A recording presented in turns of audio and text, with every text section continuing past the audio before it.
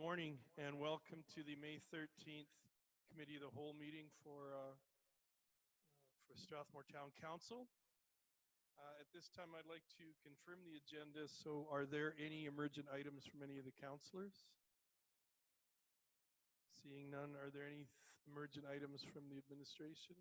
And I believe we have one. We're having one move. So on your agenda, 6.6 is being moved up right after 6.2. So if you can make that change.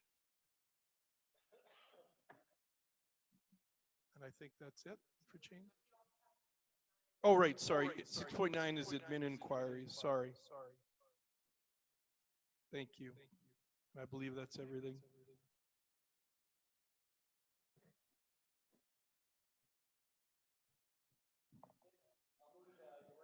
Thank you. Thank you. We have a motion to adopt the agenda as amended. All in favor? And the motion is carried. And we don't have any delegations today. Melanie, I believe, is with us. And that brings us to confirmation of minutes. 4.1, the adoption of the April 8th, 2020 Committee of the Whole minutes.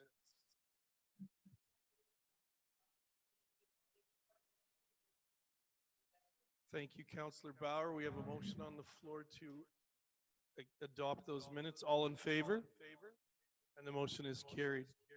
We have no unfinished business for this Committee of the Whole meeting, and that brings us to item 6, items from administration. 6.1, Administrative Inquiry Response Rural Mental Health Initiative. Oh, sorry. Yeah, you're right. Sorry, we need a motion to go into Committee of the Whole. Councillor Montgomery. Thank you. I'll move we go into Committee of the Whole. Thank you. We have a motion to go into Committee of the Whole. All in favor? And the motion is carried. So we're now in Committee of the Whole, and we're on to 6.1, Administrative Inquiry Response Rural Mental Health Initiative, which is on page 7.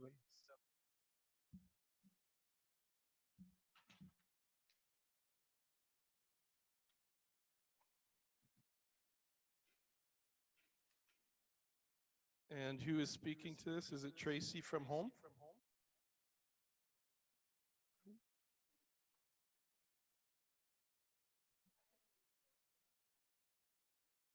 That would be wonderful. So about 2 months ago, Alberta Mental Health launched a community engagement process for the Rural Mental Health Initiative, and they asked for a series of processes to occur through community in that initiative. And initially, Terry Hokinson, who's represented us in the HEAL and Strathmore Prevents Cancer group, was promoting this in our rural communities, and she had asked about if I wanted to work in the community animator process. I had a conversation with Tracy around this, and she had a very holistic view, a very different view, because this will go beyond the scope of our current term. So it is to look at community health in rural communities in terms of enhancement projects, in terms of maybe telehealth, in terms of working with other existing agencies to make improvements, to identify capacity within community, and also to collaborate. And so it's a very, very ambitious plan, meant to work in collaboration with all kinds of other rural communities. I think it's going to be very good. You'll note that Tracy has noted in that second paragraph that they have not secured their mental health animator yet, but they do have time. And so I would I believe that this is a really, really good project. And I think the only thing left for us to do is to move it for information and encourage Tracy to move forward. I don't believe there's any cost involved. It is being funded by Alberta Mental Health. So I would make that motion. So we would have to come when we No, come out I of don't need. in-camera? Sorry, never mind. So Jennifer, just for clarification, if we have a few that are going to be motioned for various things, we'll do them one at a time when we go back in public. Okay, thank you. So that brings us to item 6.2, Consolidated Low Density Land Use District, page 8 of your agenda. And Justin, you are speaking to this?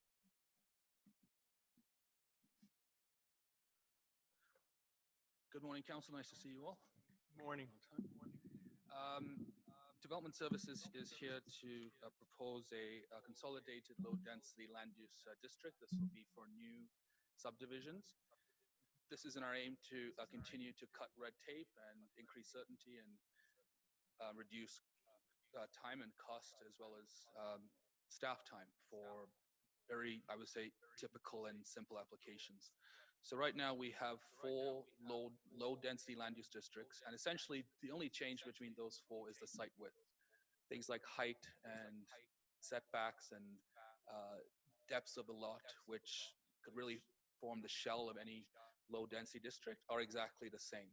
I don't know if you remember last year when Edgefield came in and did a redesignation from R1N to an R2, and it was quite a costly, time-consuming process for them, which essentially was a very simple change. So this is a best practice now seen in the Calgary region, and we're really trying to offer developers an option to be able to react to the market better while still keeping with the expected shell of a typical low-density district.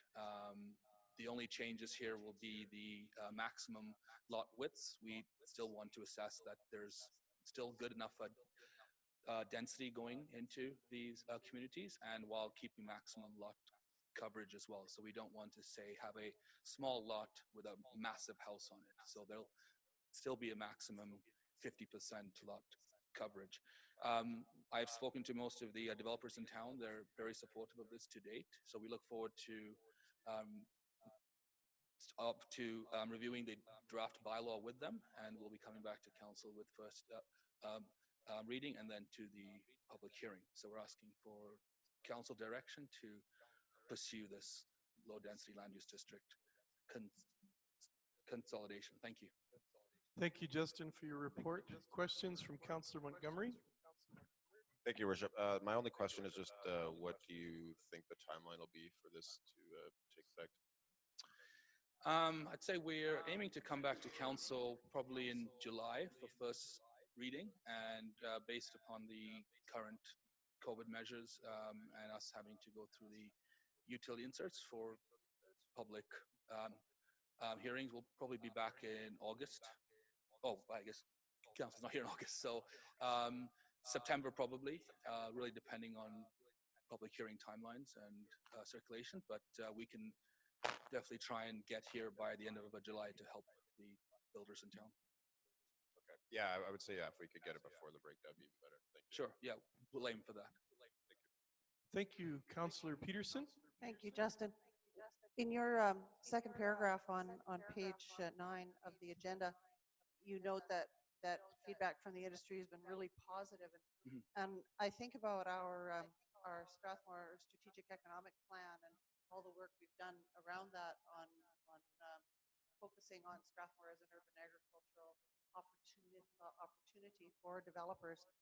I think that this is a great place to encourage that grown by mentality in terms of opportunity for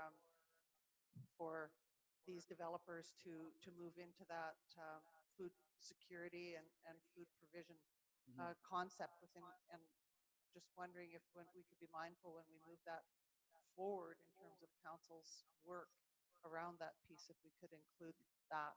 And in fact, if we could somehow manage to have a meeting with developers around that vision and mission, I think it would be extraordinarily useful. And Yes, the timing absolutely. is very good on it. Thank you. Thank you for that, Councillor Peterson. Any other questions from councillors or comments? Thank you, Justin, very much for your report. Jennifer, just a procedural question again. For this one, with the need for administration to get direction, would that be a rise and report? Okay, thank you. Thanks, Justin.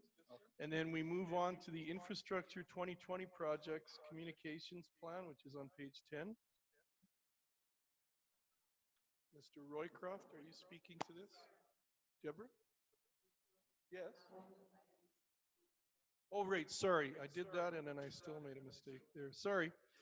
Strathmore Tourism website and visitor guide council feedback, which is on page 50.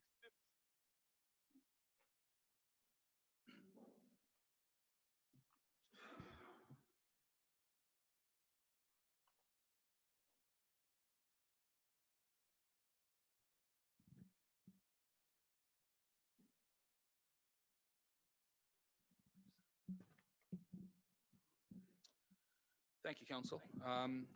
So the economic development team, I would say over the past 18 months, has been working towards creating a stronger foundation for the town of Strathmore to be looked at as a tourism destination. Part of much of the work that the team did last year through work with many stakeholders such as the Chamber, Siksika Nation, the Ag Society, as well as local businesses and also developers was to really have a central tourism website and a community profile page where they can direct visitors and interested partners to learn more about the town. And it just gives us an opportunity to really wave our flag and to really be proud of all the great activities and amenities we have in this town. The past economic development team did a great job securing some grants from the Alberta Tourism as well as the CARES grant, which have been used for things like the economic development website as well as social media, paid ads, stock photography, as well as creating this website with a partner. So I believe Council was forwarded a link to this and you were able to review it. So I'm happy to walk through it really quickly if you'd like, or I'm opening up the floor for any comments. As I said, it's just in the draft stage where we'd love to take you on a journey on this and to gain your feedback. Content can be changed, pictures can be changed. There's been no marketing or launch of this site yet, so it's still in a phase where it's quite fluid and things can be changed. So that's why we're here to gain your feedback. So. Thank you, Justin. Questions, Councillor Sobel? Thank you, and I'm good with what we've been provided. It was Okay, great. it was a good summation of what this could look like.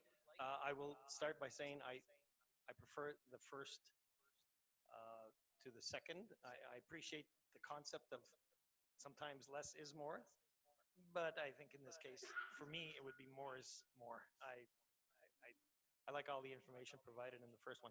I have one concern, and that is in regards to the dining information.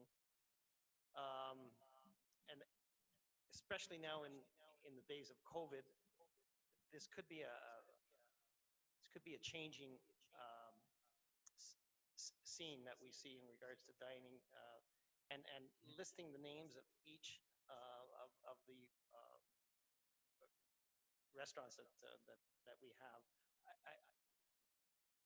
Basically, it's a great idea, but if this thing's going to be worth anything, or I guess I'm just trying to save some confusion in the future, and and I hope this never happens. But if a couple of these businesses end up changing, or we get new businesses, and then this picture is not complete. It's incomplete and quite possibly confusing. So I don't know the solution to that. I know the other areas have been very general, and I'm wondering if we could even just go with the type of food that is being served rather than getting too specific in the names. And it's just an idea.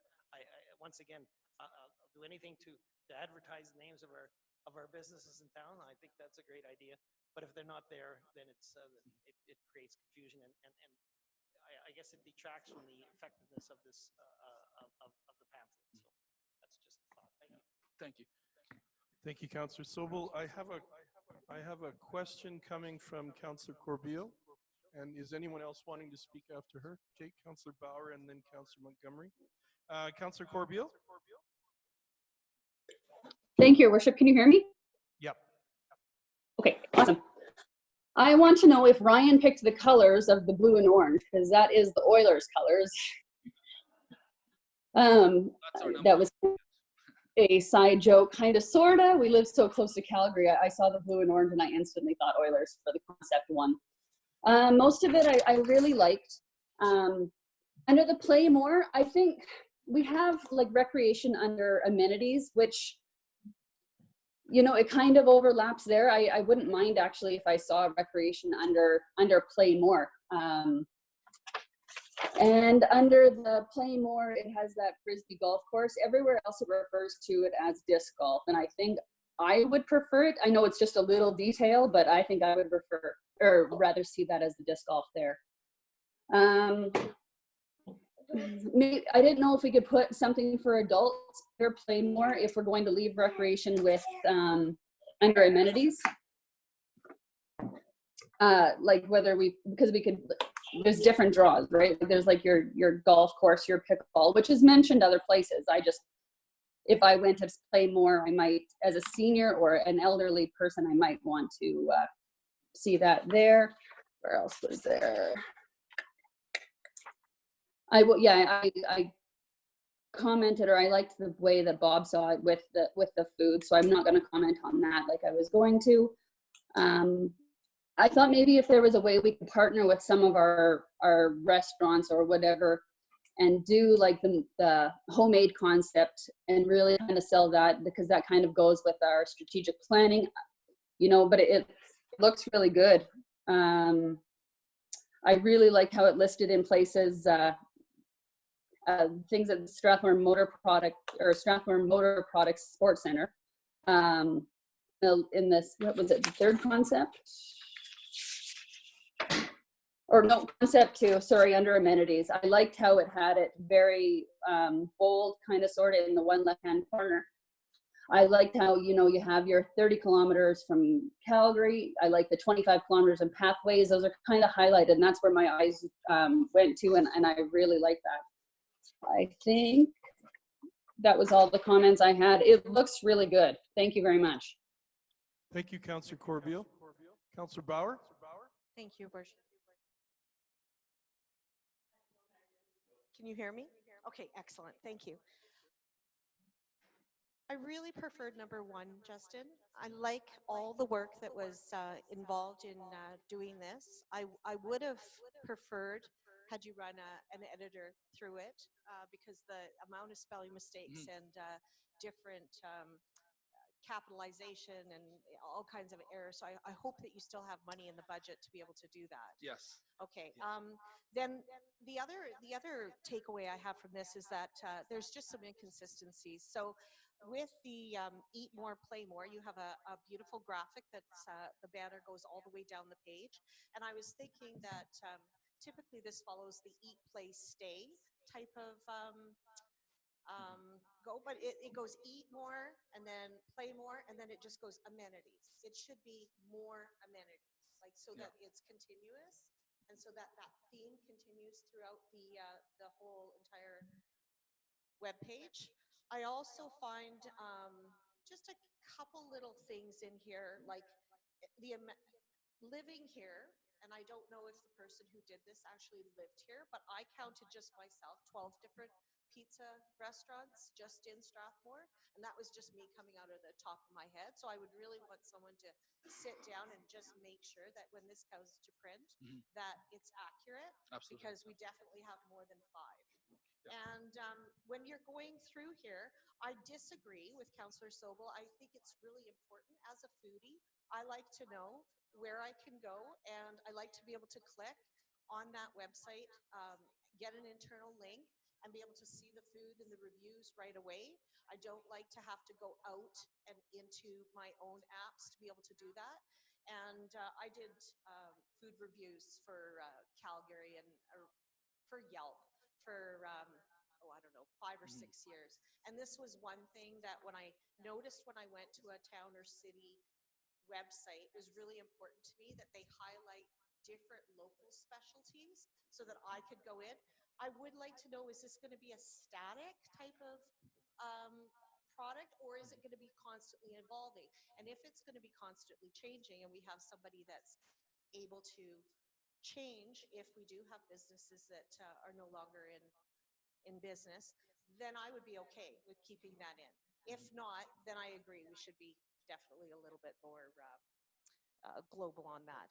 Then just with the last page there, I would like to see, this is kind of silly, but I would like to see a more roughed up longhorn cow for the running of the bulls. That one looks like something I would take home and give to my, like a little stuffy. And the running of the bulls is a pretty, fired up kind of event. So I would like, that to have like a real bull looking thing. And then just highlighting under events, the celebration of lights rather than just saying oh no, it does say that, sorry. When you go up in shopping, it says that you would shop for our famous butter tarts. And I personally have never really gone out shopping for butter tarts. I go shopping for shoes, health products, lifestyle, kitchen, home decor. So I may want to just, expand on that and say that we have some great places like the Red Carrot downtown. We have the shoe store, and we have other health and beauty places that we could definitely go shopping. And I love the colors because I'm from Edmonton, so I have no issues with orange and blue. Yeah. It's absolutely perfect for me. So thank you, Justin. Thank you, Councillor Bauer. Councillor Montgomery. Thank you, Your Worship. Yeah, like visually, I think I like the first option. I I have kind of a bit of an issue with the eat more phrase for some reason. I feel like it's kind of like almost like Gluttonous. yeah, I was gonna say kind of like advocating for gluttony. Like, could we say like enjoy more or something? Something or like I would think experience more would be good as well, but that's kind of a bit long. But enjoy more or something like that. Um, and then yeah, like even for amenities, like we could say maybe like live more or something like that. Because I was thinking it'd be neat to like just as I was going through this, it'd be nice to have a section about kind of life in Strathmore, but then I saw like the amenities kind of does speak to life in Strathmore. Um, and then as Councillor Bauer said, it's kind of incongruous with the kind of the other parts of it, I guess. But yeah, aside from that though, I think it looks really good. I think you guys have done a good job. And then yeah, I guess like as far as like the foods go, like I take Councillor Sobel's point that it would be it'd be not great to have restaurants that are defunct on there. But my other concern as well is just kind of picking favorites, let's say, because these are all taxpayers, and so I would, so like I guess one way around it would be maybe to just kind of highlight the types of foods that people could get, and you could even have pictures from various restaurants. But because yeah, like I'm just concerned about like basically using tax dollars to advertise for specific businesses. But aside from those things, it's really excellent. So thank you. Thank you, Councillor Montgomery. Councillor Peterson. Thank you, Your Worship. Justin, I just want to preface my comments by saying I'm not the person that should ever comment on any kind of visual presentation. It's not certainly my stuff. But one of the things that that bring to mind when I looked at this was the disconnect. The tourist committee or commission and the downtown revitalization, those committees were committees of council that were really designed to, especially in the last 3 years, to consolidate our messaging around tourism specifically, and Strathmore exactly. And that committee that was chaired by Terry Kinsman did some amazing work. I really did feel a lot of it was derailed by a previous director, no longer with the town, but they did some presentations that were supposed to come before council that never did. And one of the things that I thought was so important about that work that they did was that it related very, very closely to the strategic economic plan and to the messaging around Strathmore as an urban agricultural center. And so I see, so for me, when I looked at this, there is a disconnect. You come with such high visibility in terms of the other promotions that you did for our community that have been really effective. So, you know, I don't doubt the capacity of this moving forward, but I do think there's a disconnect in the messaging and a desire on the part of council to make sure that's consolidated. The things that I saw that were missing were easy to fit in, I think, and that was this is a community that's very attractive to seniors.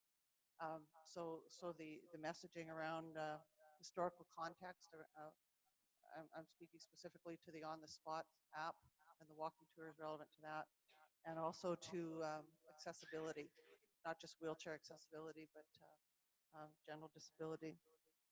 And I like the idea of having the interactions that you've put on there. I think are lovely. So community consultation was a huge part of the group that Terry Kinsman chaired. They have distilled that information into there was a PowerPoint that was supposed to come to council last January. It never did. And it is really valuable, I think, and would bring a lot to tying this messaging. One of the things that this council and 2 previous councils, I've heard them talk eloquently about our messaging not being on point, that there is this gap consistently. And so this is an opportunity when we sit with this strategic economic plan before us and this tourism initiative. I think it's a really good opportunity to try to come together. Thank you, Your Worship. Thank you, Councillor Peterson. Councillor Corbeil. Thank you, Worship. One last thing I saw in the major amenities, it has us listing, or we have it listed as a museum. Do we have a museum? Not yet.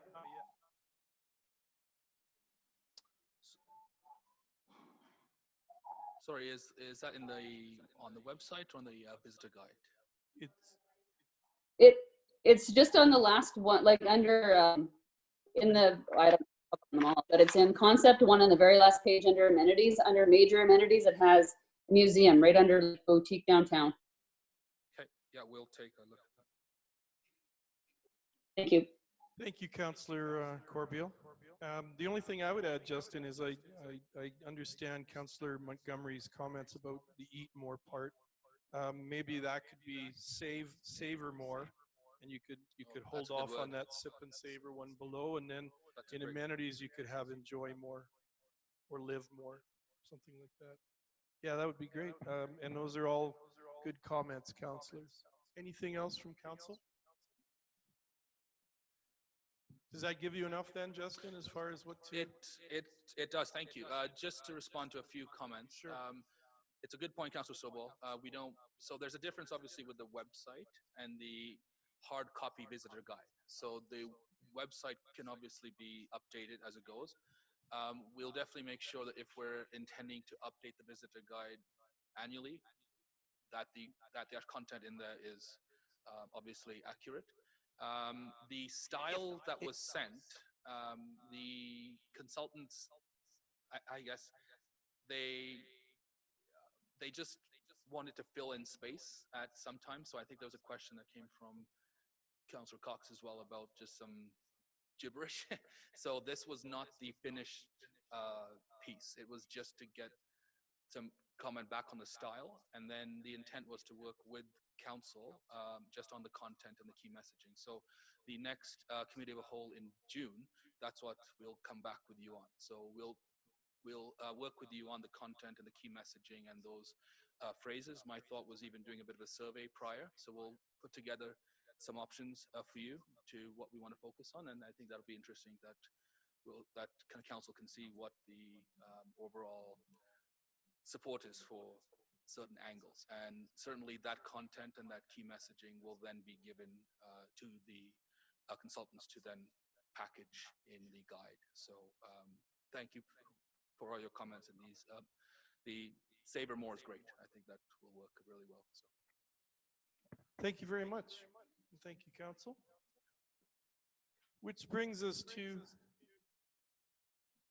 6.3 infrastructure 2020 projects communications plan. on page 10.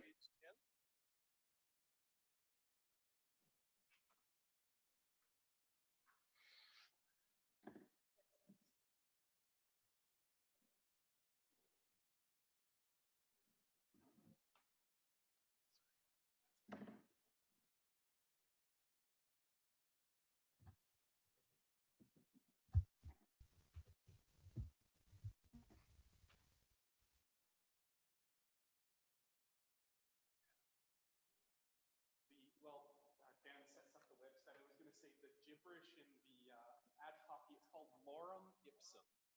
And it was created in about the 14th century by typesetters. It has a similar ratio of vowels and consonants to actual English.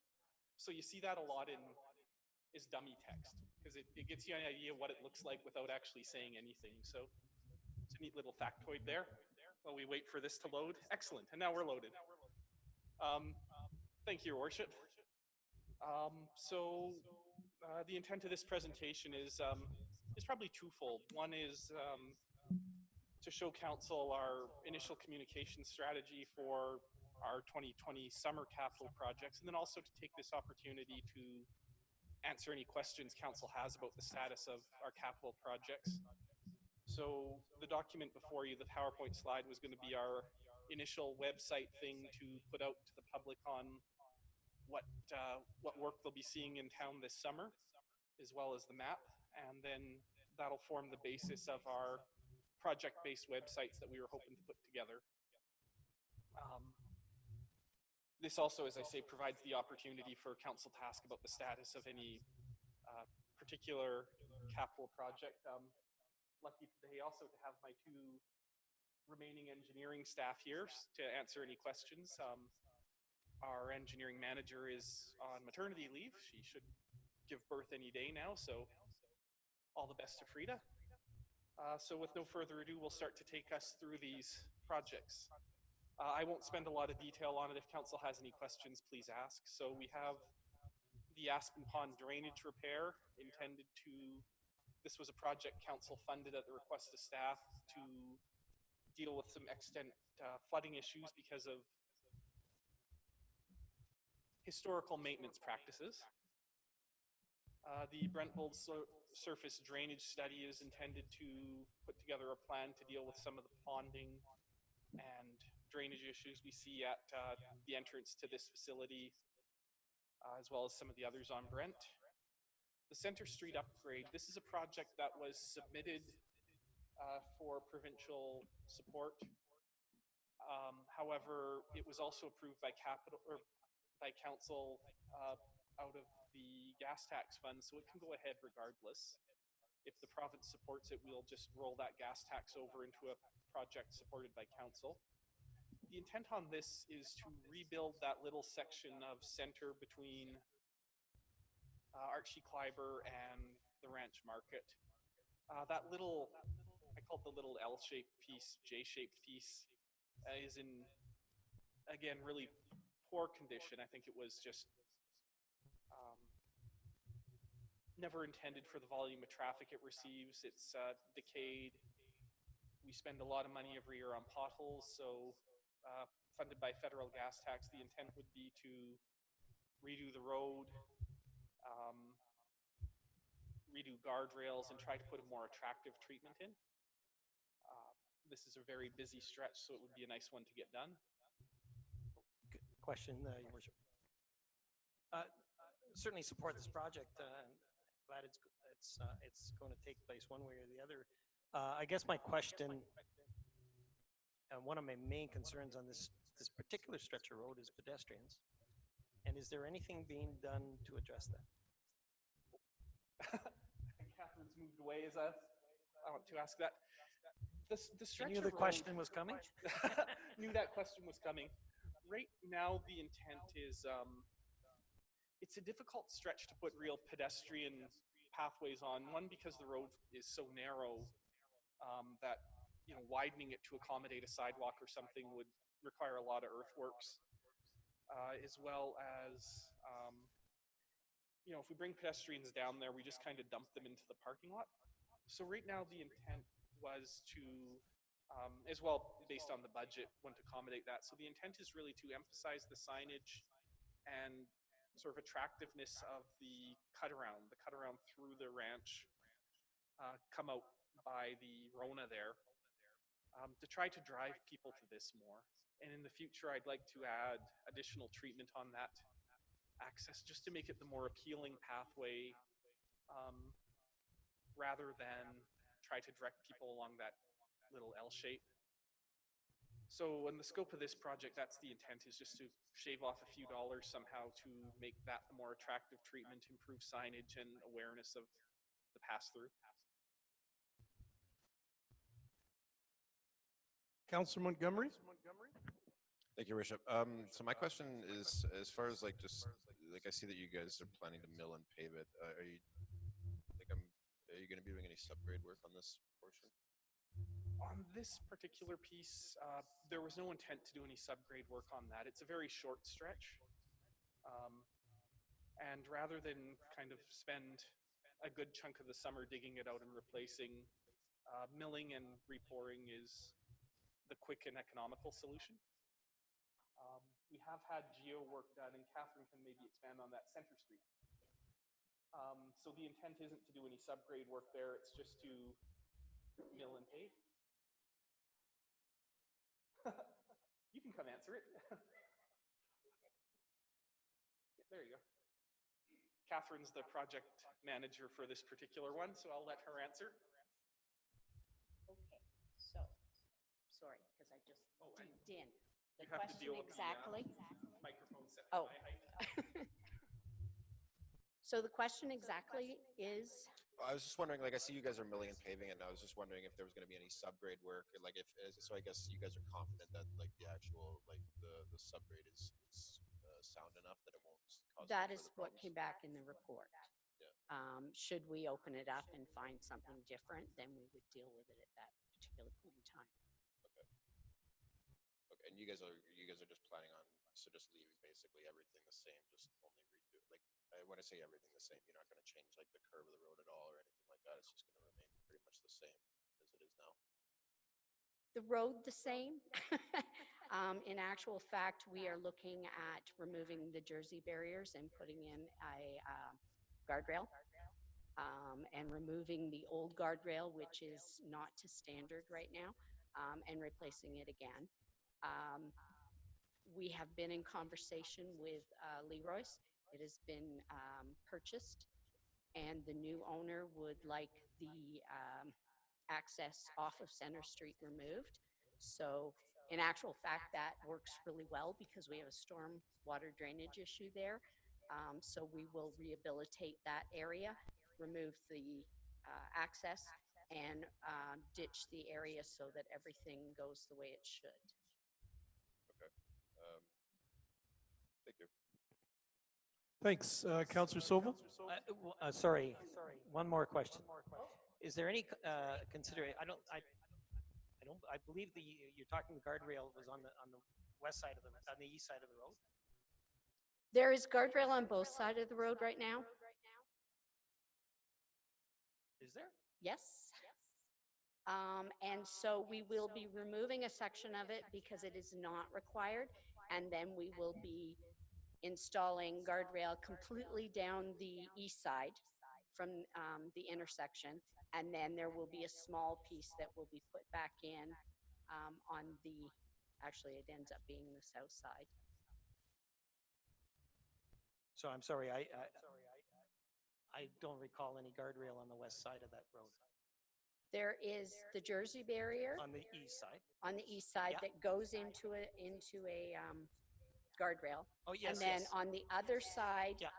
of that guardrail on the south side, fronting along Highway 1, there is guardrail. And then up on the other side of the access to Leroy's. So you weren't here when I asked Ryan, Director Roycroft, about the pedestrian issue, and he explained it well, but I'm still, I guess I'm still persisting in regards to pedestrian safety. So my question is whether or not we can guardrail the west side as it goes around, and that's just to give some barrier, because we can put all the signs we want there. People are still going to walk there, and even if they're doing it illegally, I still don't want to see anybody killed. So I'm wondering if there's any way we can put a guardrail there, at least to get people on the west, walking on the west side of the guardrail rather than on the roadway. There is a ditch running down there.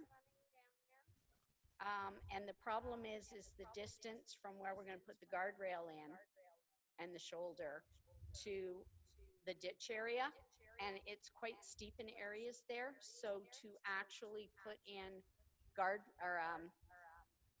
let people think that they can walk there is not really safe to begin with. So whichever, they're going to come out in some instances on the other side of the guardrail to walk safely.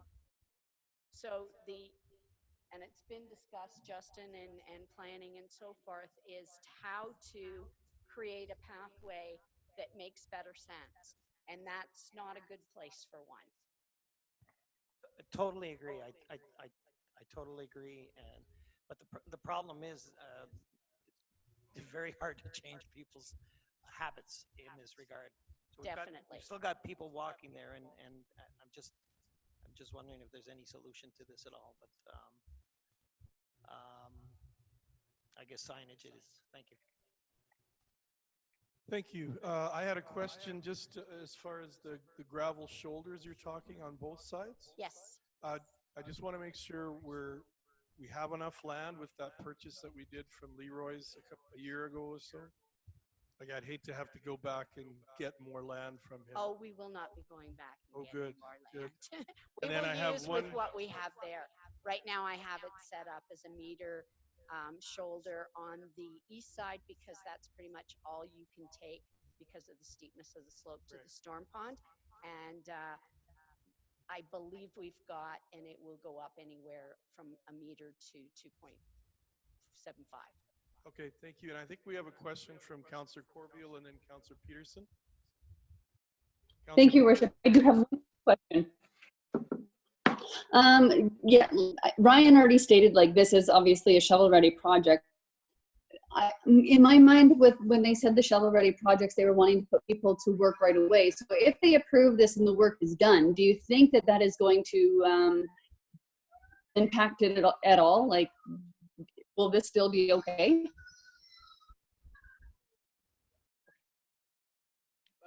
Thank you, Councillor Corbeil. This particular project, we have funding regardless of whether the province approves it as shovel-ready or not. When council approved the capital budget for 2020, which somehow with everything that happened seems so long ago, this project was funded out of federal gas tax. So we submitted it as a shovel-ready project as well to the province, because it really is shovel-ready. This can go a couple of days from now, realistically. A couple of weeks, sorry, Catherine. We won't set that up. To see if we could get provincial funding. If provincial funding's forthcoming, then we get to keep the gas tax. We can roll it over to another project. So it just defrays the costs of another project. If the province doesn't opt to fund this one, then the feds fund it. Regardless, there's no taxpayer impact to this project. I should say no Strathmore taxpayer impact. It will be coming from senior governments no matter what. So this was a real council priority at budget season last year. So we wanted to make sure that there's some redundancy in funding to make sure that no matter what happens, this gets done. I should bring that back up to me. Does that help, Councillor Corbeil? Yes and no. My real thought here, I'm not sure. Say that the province does approve this and they later find out or whatever that it's finished. Do you think that that would affect their decision on approval or not? That's, I guess, what my question was. Your Worship, I don't know that it would affect their decision on approval. The province hasn't been really forthcoming about how they'll be gauging these. And they haven't asked sort of how projects are being funded. My suspicion is that a number of municipalities, when looking for shovel-ready projects, will be submitting projects that were ready to go this summer and had funding in place. this project as well as the Strathmore Lakes, we had funding in place. Westridge Road, we had funding in place to do it in 2021. So the only way a lot of these projects are shovel ready and have been designed to be shovel ready is if there was funding already available. So the provincial funding then defrays that cost and allows the municipality to roll the money we would have used on these projects into other projects. Thank you. Thank you, Councillor Corbeil. James, did you want to step in? Thank you, Your Worship. Just to pick up on what Ryan also said through the chair to Councillor Corbeil, the province has been very supportive of projects that create jobs. And so I think that'll be a determining factor throughout the summer of which projects and how many jobs are created and how many lasting jobs versus temporary construction jobs are created as well. Thank you, Your Worship. Thank you. Councillor Peterson. Thank you, Worship. I just wanted to follow up on what Councillor Sobel said about, you know, in the absence of pathways and the acknowledgement of the problematic issue of people walking there. As someone who lives a few blocks away and walks there often, I think he's right. Signage would be something. We know that people are very responsive and typically to signage. I think it would be a really reasoned safety measure in that area. That's all I have, Your Worship. Thank you. Thank you. So did you want to carry on Perfect. then, Councillor? Thank you, Worship. The Kinsman ball diamond upgrades, we're just putting the finishing touches on that. Obviously not $650,000 this year. We're just spending the last little bits on that. Yeah, about $50,000 remaining on the project to finish the dugouts and seating. Perfect. The Lakewood Meadows pedestrian bridge. This is it's installed. We'll be pouring the pathways in June. End of May, June to complete that tie-in. So this will be the one connecting Lakewood to oh goodness, Hillview. Hillview, thank you. All right. This one here also will. This is funded out of monies we owed the developer. So rather than paying off the $300,000 debt we owe to the developer on that over 10 years. Instead, we repurpose that liability to fund this all in one. So that'll be a really nice, that's part of my afternoon walk with the dog. So it'll be really nice having that cut across. Sorry, Ryan, we have a question from Councillor Peterson on this one. I'm not sure that it's an infrastructure question, but it is a communication question. I was thinking that, you know, in terms of the communication that you're involved in under ECDEV and all the rest, the possibility of providing a name for this bridge, an honoring name of some kind. It's just an idea now, and I just wanted to throw it out there. And thank you. Your Worship, I think that's a terrific idea, and one of the nice things about having some of these projects going in, now it will be up to council what the name is, but I think this would be a really neat one to name after someone. Bridges are always, especially ped bridges, are ones that people are proud to be associated with. The RFB crosswalk program for 2020 at Westmount Drive and Strathmore Lakes Common, that is already in the, we were able to do that earlier than expected. Roadway line painting will begin this month. We've had really good luck with that contractor, so that'll be good. Just as soon as street sweeping ends, road line painting begins. The Strathmore Lakes retaining wall replacement and shoreline repair. So this was the project to replace the retaining wall and then begin the replacement of the rehabilitation of the shoreline. This is another one that we submitted to the province for shovel-ready funding because it is. The amount we submitted to the province is vastly more. Council will recall that because of the sheer cost on this project, staff had put together a program where we do little segments at an affordable level. However, if the province is interested in funding the whole thing at once, great. If not, we'll pick those areas that are fenced now and make those safer, and then gradually rehabilitate the whole shoreline. This is funded out of the utility levy that council created last year. So it sounds cynical to say no direct taxpayer impact, but it is funded out of the utility because it is a storm pond. We are now moving into that position where the utilities are beginning to fund their own, not just operation, but renewal, and this will be one of the first. The Thomas Drive pedestrian bridge, that is open. The tie-ins right now are gravel. We'll be finishing those at the end of May as well. That bridge is already getting a lot of use. It's a nice bridge. Oh, Councillor Sobel. Question. Councillor Sobel. Thank you, Your Worship. Ryan, is there any plan to connect the pathway that is on the west side of the bridge to Grays Park itself? Way on the west side of the bridge to Grays. After you cross the bridge, for instance, then you turn right. There's a pathway that runs down to a whole lot of rocks. And there's two sets of rocks. There's no real path after, or just there's a pathway to the first set of rocks that you have to traverse with great difficulty. And then another one before you can actually arrive at Grays Park. Absolutely. So, Your Worship, right now, the pathway will just connect the two sides of the canal pathways. I think it would be really worthwhile, probably not this season because we have so many other projects on the go, but next year or the year after, depending on the whim of council, to have a real good discussion about Grays and to involve conservation groups, community groups, and even the namesake of the park in a real discussion in terms of how that functions as both as a conservation area, but then as a community amenity. It's an absolute gem.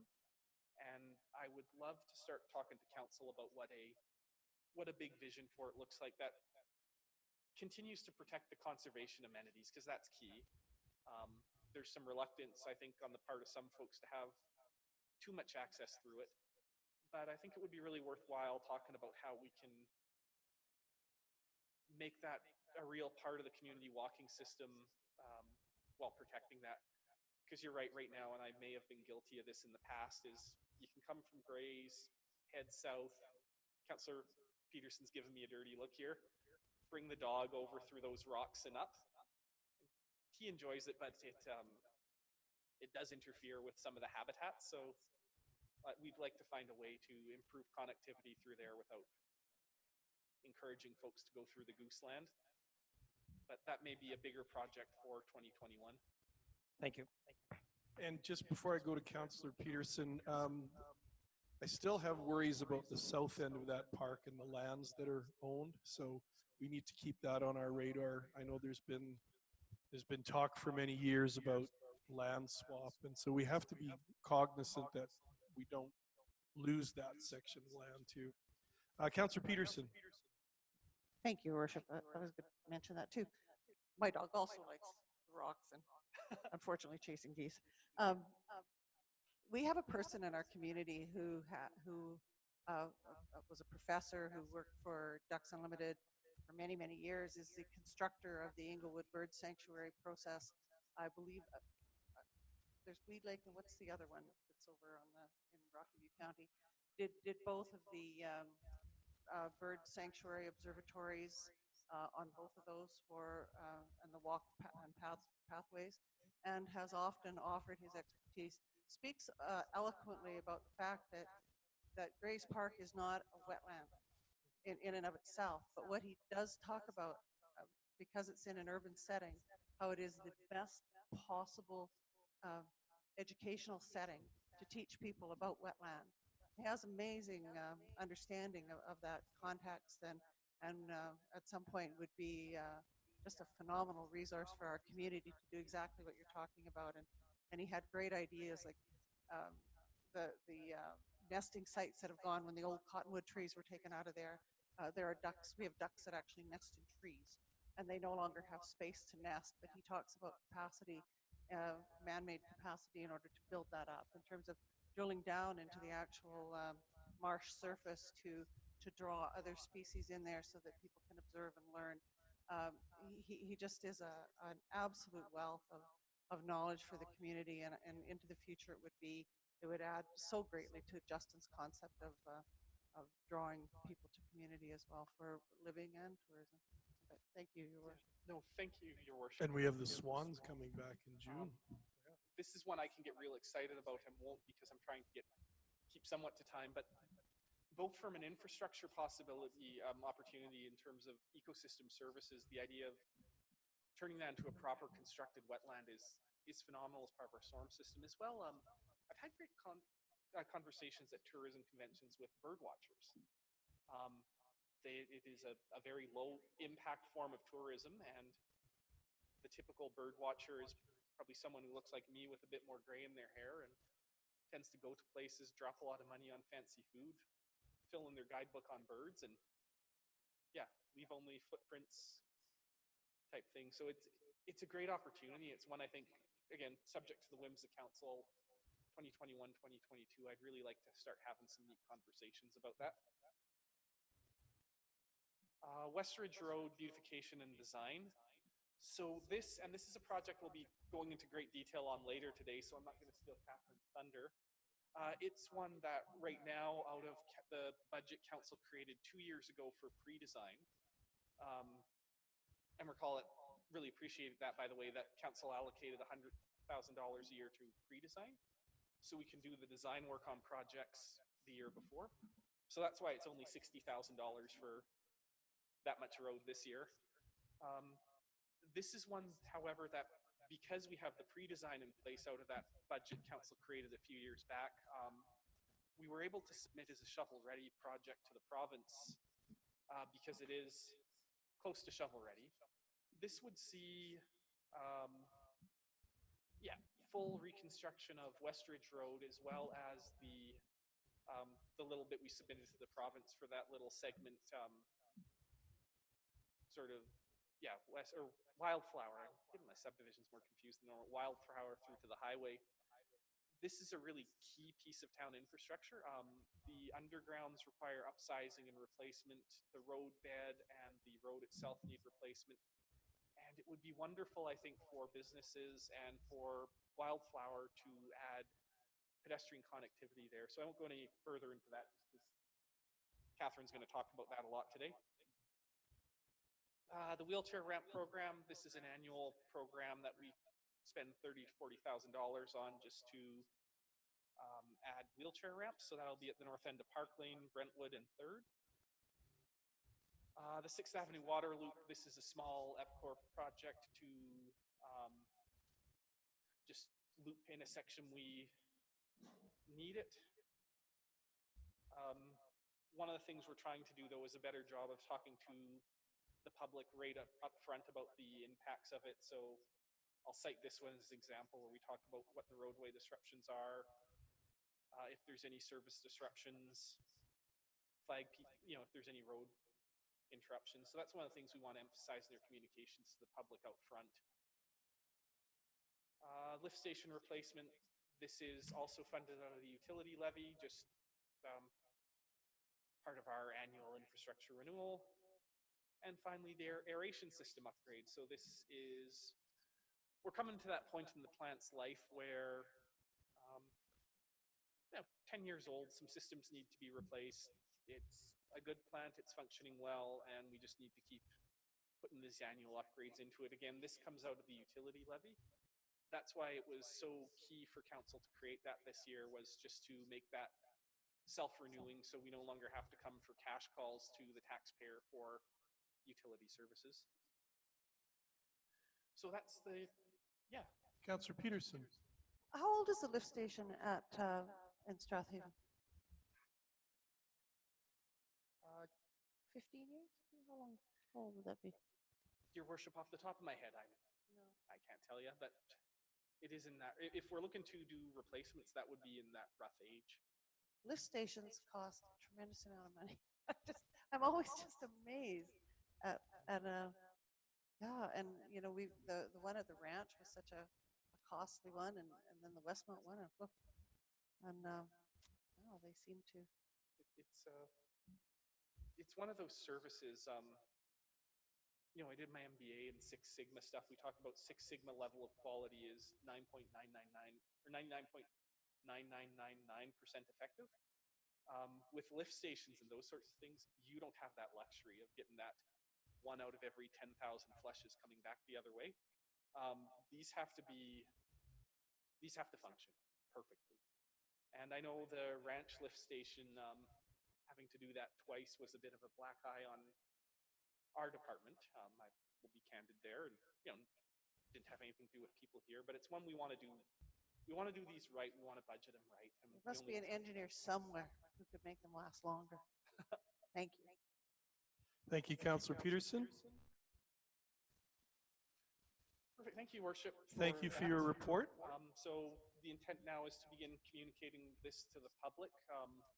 I think the lesson we learned from last year is we rebuilt the department.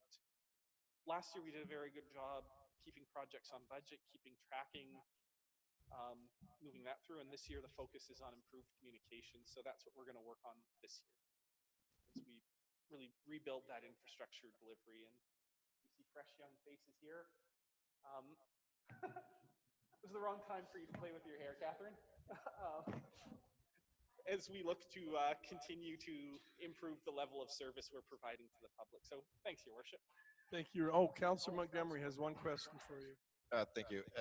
Ryan, who is responsible for the format of this presentation? Your Worship, we worked with the comms team on this. Okay. Yeah, I was going to say it looks really good, and I think it's quite effective way to get the information out, so thank you. The other one there, and I think it's in Council's package, it's not on this screen, is our map.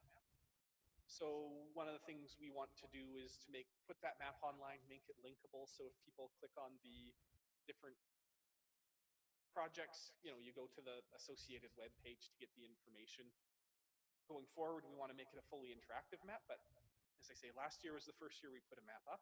This year we want to make it clickable, and next year we'll make it interactive. So every year another step. Thank you, Worship. Thank you, Ryan. And that brings us to item 6.4, Kinsman Park enhancements. Ethan, are you speaking to this? Good morning, Ethan, and welcome.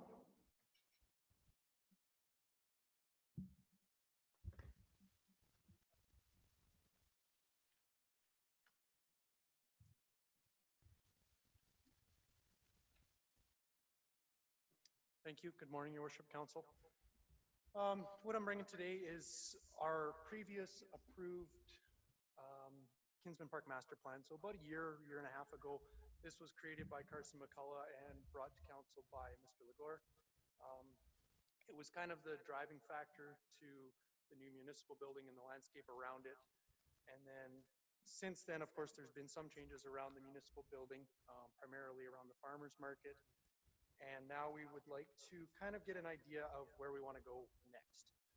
This could be exactly what's shown here. It could be changed 100%. That's kind of up to council here. So I broke this into about 15 different possible projects to break it down. Each project could be split further if needed. Multiple projects could be combined together if needed. I'll go through each of them quickly. Everybody's got the written report, so I won't go into great detail, and then questions as needed. So a couple of projects that are around the new municipal building that would just enhance it further is the paving of the staff and the farmers market parking lot. And the other one is the completion and the plantings of the Devonian garden, and then also an Indigenous healing garden and any other community garden we wish. Both of those are tentatively planned for the short future, but of course that can be changed as needed. Kinsman Park enhancements. So the first one is Lambert Park improvements. Generally, an improved parking lot, new washroom, maybe a different community space, things like that are what's possible over there. A washroom and maintenance building in the east parking lot. So there was initially 2 kind of parking lots with the municipal building. That got reduced down to 1 to help maintain budget. So there's always the possibility to add another parking lot back in for more of a park use. And along with that is a plan for a washroom, a maintenance space where operations and park staff can keep smaller tools, maybe one lawnmower, things like that, so they're not driving back and forth across the highway as much. An option is a picnic shelter, fire pit, barbecue area, more of that community space, somewhere where somebody can come down to the park, physically make their lunch or dinner and stay there. An entry arbor and a Center Street access path. So right now, there isn't really a formal access into the park from Center Street, so this would be creating that access. Adult exercise, expanded playground, these are both options in that area where we can enhance the playground that's already there. We can expand it with an area where there's some adult exercise equipment. Toboggan Hill Beach Volleyball Court, I think this one is a project that's probably a byproduct of every other project, because we remove materials from somewhere. The Toboggan Hill is kind of naturally created as long as we're able to keep the material. We do know that there are contamination issues in this park, and the testing that we've done throughout the municipal building project has proven that there is some contaminants, but generally they're not as bad as we were expecting. So we do have the opportunity, depending on where work's done, to reuse material. Another one, Center Street Park and Pond 4B upgrades. So this is probably the biggest change from what was previously shown on this plan. There was a disc golf park shown here on the east side of Center Street. I'm not saying that's not possible. The one thing we just need to keep in mind is this is actually a storm pond, and at one day will be flooded to more of the size shown there now than a creek that it is today.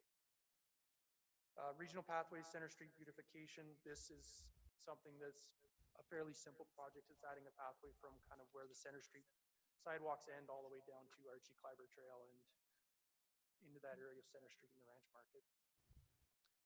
South Kinsman parking lot improvements. I think this one is one of the most needed projects in terms of the condition of that parking lot. Every spring is essentially unusable. Our operations staff does a great job getting it back to a usable status, but it's a yearly problem for them.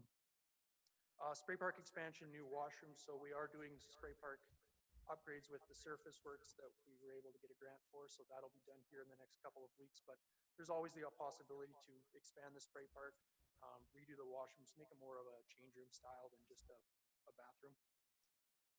Lakeside Boulevard Promenade extension. So the municipal building has got trees and sidewalk along Lakeside Boulevard. This would be extending that concept the entire length of Lakeside Boulevard down to the Ball Diamond. And then the last one is Kinsman Lake viewing decks. This was an item that was added within this full master plan. My only suggestion with this one is if it's something we desire to do, I would suggest if we're going to do two, let's do both of them at the same time to get some efficiencies in construction. So I'll take any questions. Thank you. Councillor Montgomery. Thank you, Worship. So further to my email from yesterday to administration, I myself just took the site plan from where the proposed lodge might go, and I just kind of drew it on this plan that we were supplied with, and just based on the outline of that site, of course without knowing what the building shape is going to be like or where it's going to be situated exactly. The site itself conflicts with Project B, Project C, Project D, Project E, Project F. So I think that before we kind of can even take a serious look at any of those, we would have to have a better idea of what the lodge project would look like if we are going to use this site.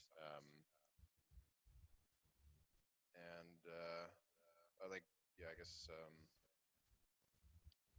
well, I can speak to the individual projects themselves, I guess.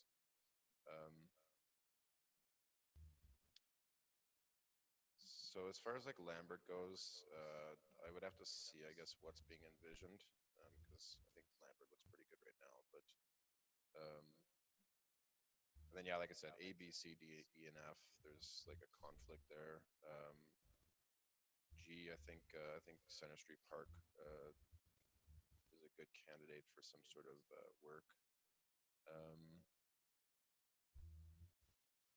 And then the one that says Project H, Regional Pathway and Center Street Beautification, on the map it shows Project H as a barbecue area for the baseball diamonds. And then, well, so I guess, like, do you have anything to say about and I know that's not on you at all, about like the first like 5 projects conflicting? Should we, should we maybe not even be looking at those currently? Yeah, so whatever is decided upon with this senior, um, the lodge or whatever, we can arrange projects in a different way. Like this is the concept today. If that project proceeds, we can rearrange things. Near the farmer's market and the parking lot that's adjacent to it, there is a lot of empty space still left over there for something to be relocated to that area. There's always the possibility with this new project, if it goes ahead, to include one of these items as part of that project to help get it built. But like I said, this is today's plan. If something changes, we have the opportunity to adjust it as needed. Okay. Yeah, I guess like my concern is just that without knowing, when or if the lodge project will go ahead, if we're serious about using this site, then yeah, we should probably start kind of, planning around the lodge right now. And so it's kind of, I guess, tough to gauge. But it's tough to, say like to give any sort of direction, move ahead on those ones until we kind of have a better idea about the lodge situation, like where it's going to be situated, let's say. But as far as like projects that I'm for, I'm certainly for the fitness area. And if I could make a recommendation about the type of equipment, if you just look up calisthenics parks, that's the type of equipment that I would hope we would be getting. That's the type that I would support.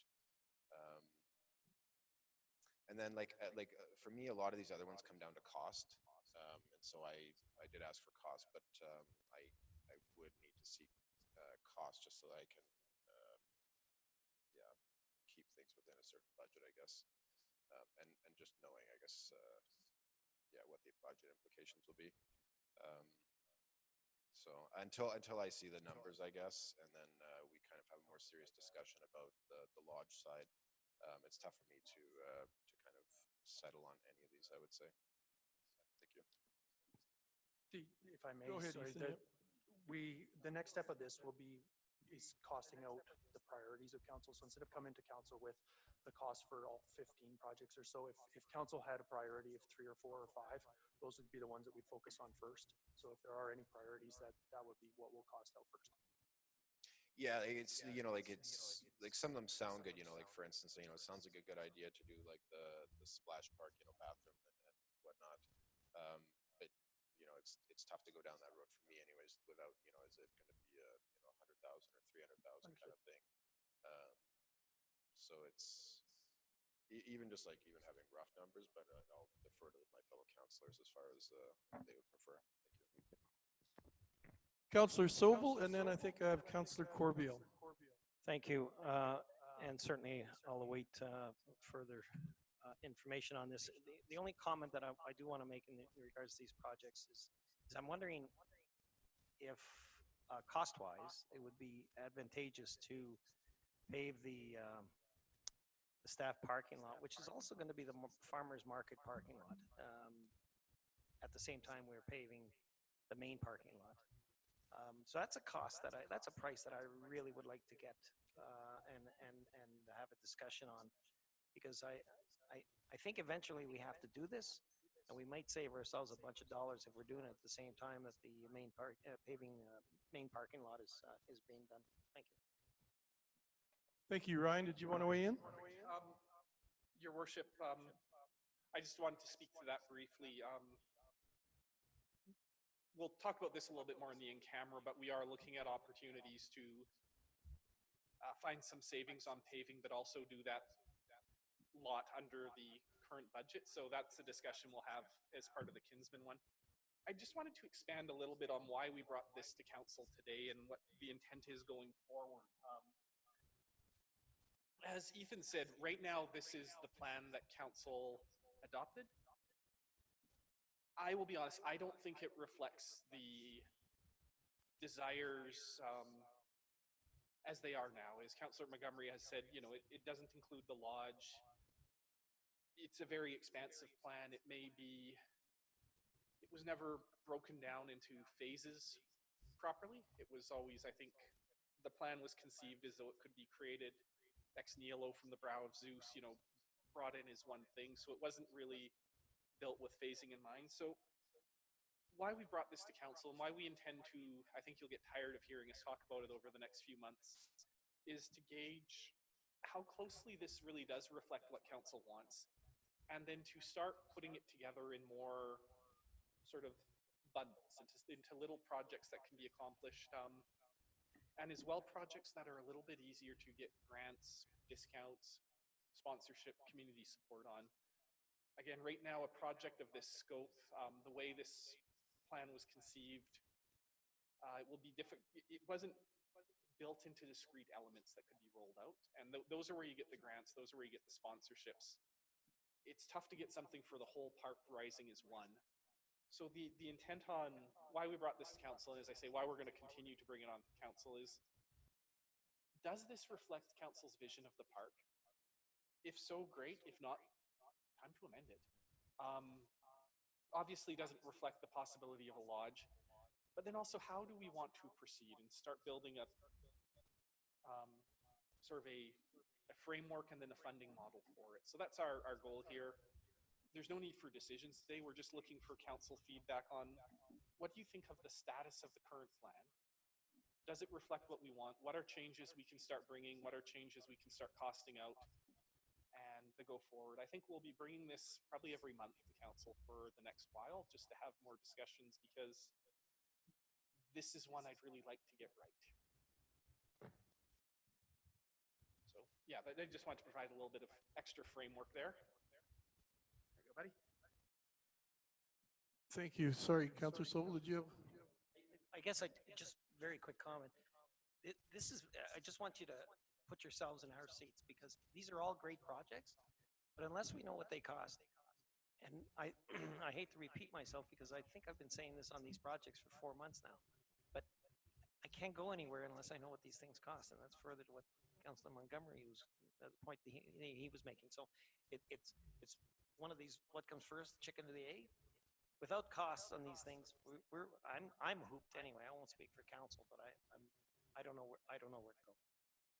Thank you, Your Worship. And I think that's actually the kind of guidance we're looking for as we move it forward. If council wants, and we'll say preliminary costs, and we'll, again, I think this whole project, there's been some optimistic budgeting, so we will present very pessimistic costs, but very high level ones. If that's how council wants to frame the next part of this discussion, absolutely. We can start working on that. It's very much how council wishes to proceed here. We don't want to push this forward. This is what's adopted now. If to have the next phase of conversation, council wants some preliminary, and I'm going to keep saying that, costs, absolutely, we can work on that. Yeah. Thank you. We have a question from Councillor Corbeil. Thank you, Your Worship. I do have a quick question. Thought at one time we were talking about a bike park. Has that been X'd? You mean like a BMX park? Yes. I don't know if that got to one of the finalized ones. Ethan, I know it was discussed in the preliminary of the Kinsman Park Master Plan, but I don't believe it was in the final version that this was made up from. So we think that it was in the initial discussions, but didn't make it to a more final thing in the projects. Is that something thank you. Interested in? It doesn't matter. I don't know if it looks pretty full. And my other comment was, as much as beach volleyball is one of my favorites, I do think it's going to be a giant litter box or sandbox, one of the two. You go everywhere and just don't see them used unless there's an actual tournament being held. Those are just my thoughts or whatever, over and above what other councillors have said. Thank you. Thank you for those comments. I think we have one at Strathmore High too that sits empty quite a bit. So it's something good to keep in mind. Councillor Montgomery. Thank you, Your Worship. Yeah, I just want to say I hate to ask you guys to provide estimates, because I know much of a pain in the butt it is, and I know how inaccurate estimates can be, but it would really help just have kind of some rough numbers. And then the other thing that I think maybe would help is, or at least I would appreciate, is if we could almost do like a site visit together, where we just kind of walk around the park, and then kind of like look at it more like on the ground as a group, up like discussions that way. Especially, like if we can, tentatively kind of mark out, like, stake out where the lodge might, kind of how much that's going to eat up, and then we'll have a better idea of what's left and what can go there. I think it might just be a bit more helpful than an overview like this, but thank you. Thank you, Councillor Montgomery. I believe that's it then we have Councillor Peterson. In following Councillor Sobel in terms of needing figures, I think even more important than that is knowing what might be in a potential budget going forward, and to be able to in our budget planning, to be able to try to identify that, because we're looking at some tough times. We're looking at probably more deferrals on taxes. We're looking at least a 3-year period for recovery, and we're probably going to be faced with a core service review. And so I think that when we look at that nice wish list, it's a wish list, and we're probably looking 6 years, 7 years out if we have a full recovery, and so that prioritization list is going to be really small and not too expensive. And so I think knowing the budget numbers ahead of time will inform. If we know how much we have to spend, then we can live within that. Thank you. You're okay, Councillor Bauer?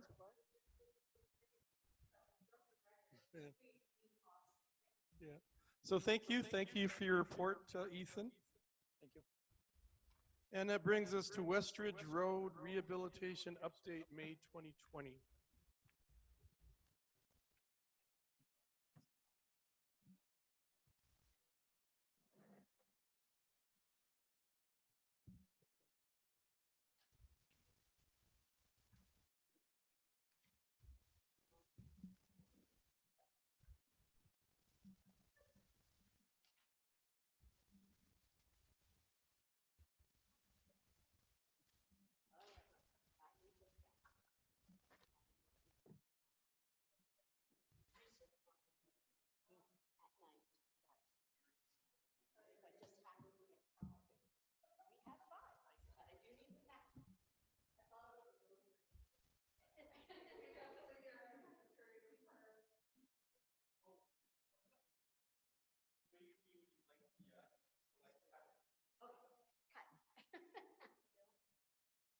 Got more?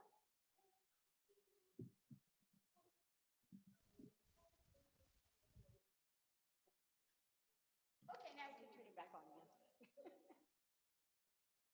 Those are actually aggregate stones, which are solar.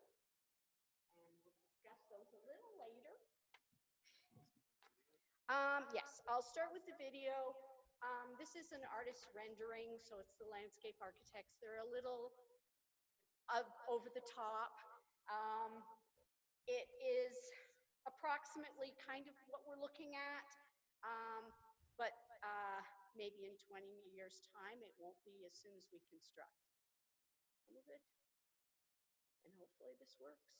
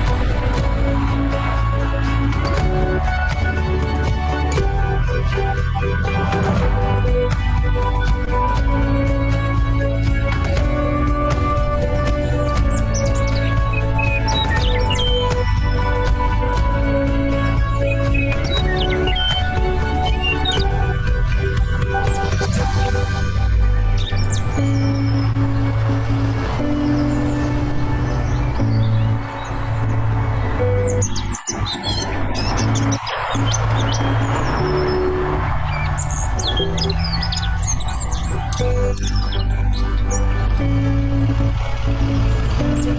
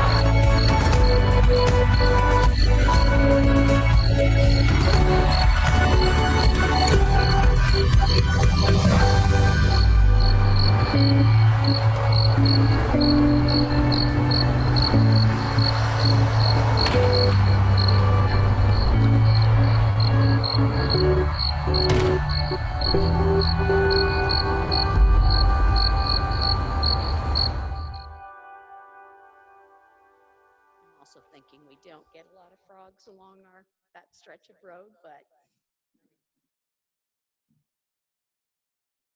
So as you can see, we've done quite a bit of work since I last presented to you. Just so you know, this is a value-added piece from the architect. It didn't cost us anything, but we can use it for media and communications. I'm up. So, as I said, we've come quite a distance from the draft concept I presented to you originally. We have since then have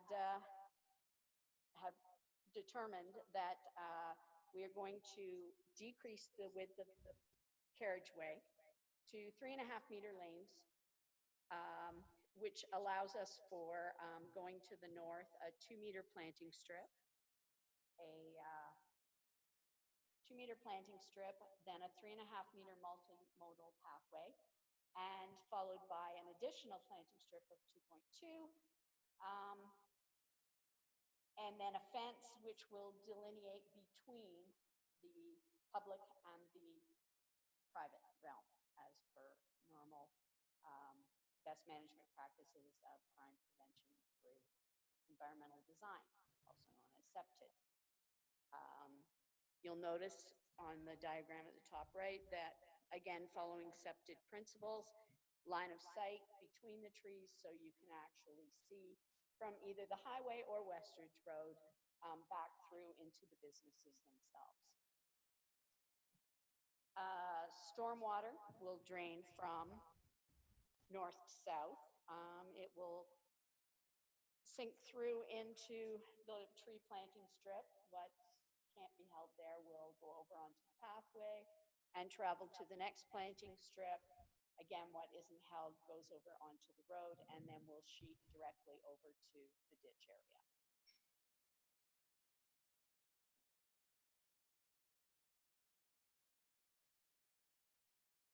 We held 2 one-on-one business meetings with each individual Westridge owner. The majority of them were very positive to this project and were looking forward to it. The second meeting, we determined their access requirements for each individual business. And since then have devised these access entries and egress and have been sent out to the businesses for their feedback. There are 3 areas of negotiation still to be done with the business owners. One is Ford, the other one is the subway loop city property, and then followed by Best Western. In order to get seamless landscaping in behind pathway, we have to get some excess property. Ford has already intimated that they are quite agreeable to giving us a triangular chunk. And I'm hoping to meet with them within the next week. Subway and Lube also expressed interest in giving us that chunk for landscaping, but he has to go back and check with his franchise agreement on both places to see whether or not we can have that accommodated for. Best Western as well has looked at agreeing to a possibility of a land swap. And so we will be meeting with them as well. So you can see, yeah, sure. May I please ask a question? Thank you, Your Worship. So when you say giving us, do you mean that there will be money or title involved, or are they allowing the town to landscape on their property? What we would like to do is have ownership versus having some kind of a lease arrangement, because that just causes trouble down the. So do you know To the right. approximately at this point how much it's going to cost us to acquire those pieces of land? Right now, I am hoping to have a direct agreement with Ford. We have discussed with them their access problems, and we have agreed to move their front access over to accommodate the large rigs coming in to load and unload vehicles. In order to do that, we have also agreed with them that they may have a temporary access, or not a temporary, it is kind of a temporary, access out the back onto Westmount, in order that deliveries will not be done on the road anymore. So they have agreed to that. That back access will only be used for deliveries in future. In exchange, I'm hoping that we will get that little chunk of triangle. It's not a large piece.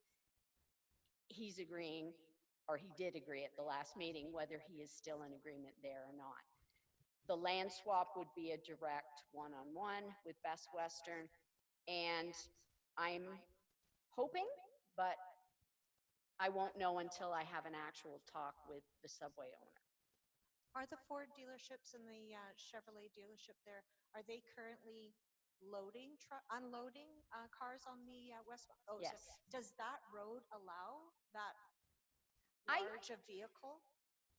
I thought we had certain roadways in our town that we didn't allow big, This is a service road, trucks. so technically, the one behind. oh, Westmount? Yes. That will just be to go out and around the corner.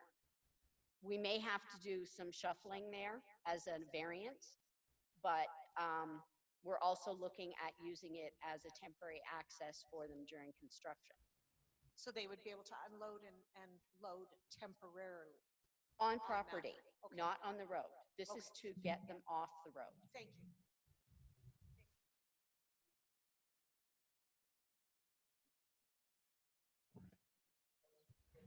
Councillor Montgomery has a question too. Okay. Well, I just wanted to say, you know, I really appreciate all the visual, and I appreciate, you know, the depth of detail that we're being shown here. And yeah, I look forward to, I guess, more developments in this area. And I guess like one question I have is just with regards to the piece of road that is blocked off now that comes off of Highway 1 right next to the Best Western. Is that planned on, you know, something being done with that, or is that what you're talking about, you know, maybe the land swap? That is when we're talking about with that as well. What we have, and it isn't shown here, is you'll see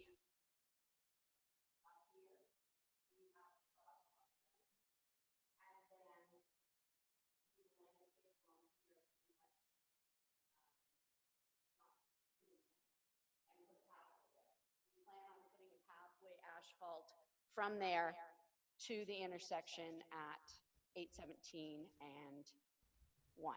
We will be decommissioning that service road. It will be gone. It will be reditched, and there will just be a pathway and sod.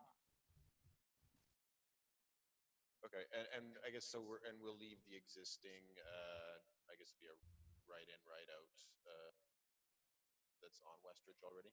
The right in, right out right now is, from what we can determine by all of the, we sent it out for an assessment, and it was determined it should be left at this point in time. A lot of heavy equipment or trucks use it. The RCMP uses it as their quick exit out. So presently it was determined to leave it as is, and we'll look at it again when the businesses change along that area. We have been in touch with Alberta Transportation. They are on board with our project. We have asked them to consider putting in conjunction with Fortis that's already there, a 4-party trench. So all shallow utilities would be moved to the south, which then would not interfere with putting in landscaping on the north. We're waiting to hear back right now from Alberta Transportation if they are agreeable to that. I just talked about the right in, right out.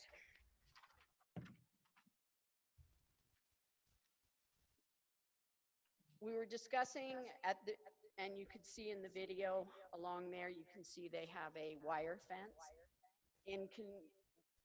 Trying to keep in with the flavor of Strathmore and looking at it from a more rustic point of view, a more our rural roots point of view. We had put together the idea that we might like to do cedar rail fencing as that delineation. If anybody wanted to look at it, it's in Wildflower at the new bee park. It also has a life expectancy of approximately 40 or 50 years. It doesn't require maintenance to where it just weathers and turns a nice gray. And so it doesn't require a lot of maintenance. The odd occasional post might need to be replaced, etc. We looked at changing the lights on the existing south side of Westridge. That will be extremely expensive. So we are now looking at solar lighting in the form of, I gave a couple of samples here. There's also some that could possibly sit on top of the cedar rail post. Again, we are looking at whether or not the existing streetlights right now, asthma, not COVID. I'm getting used to saying that.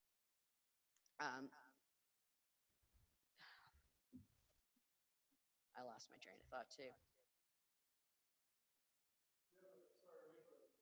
Comment from Councillor Montgomery.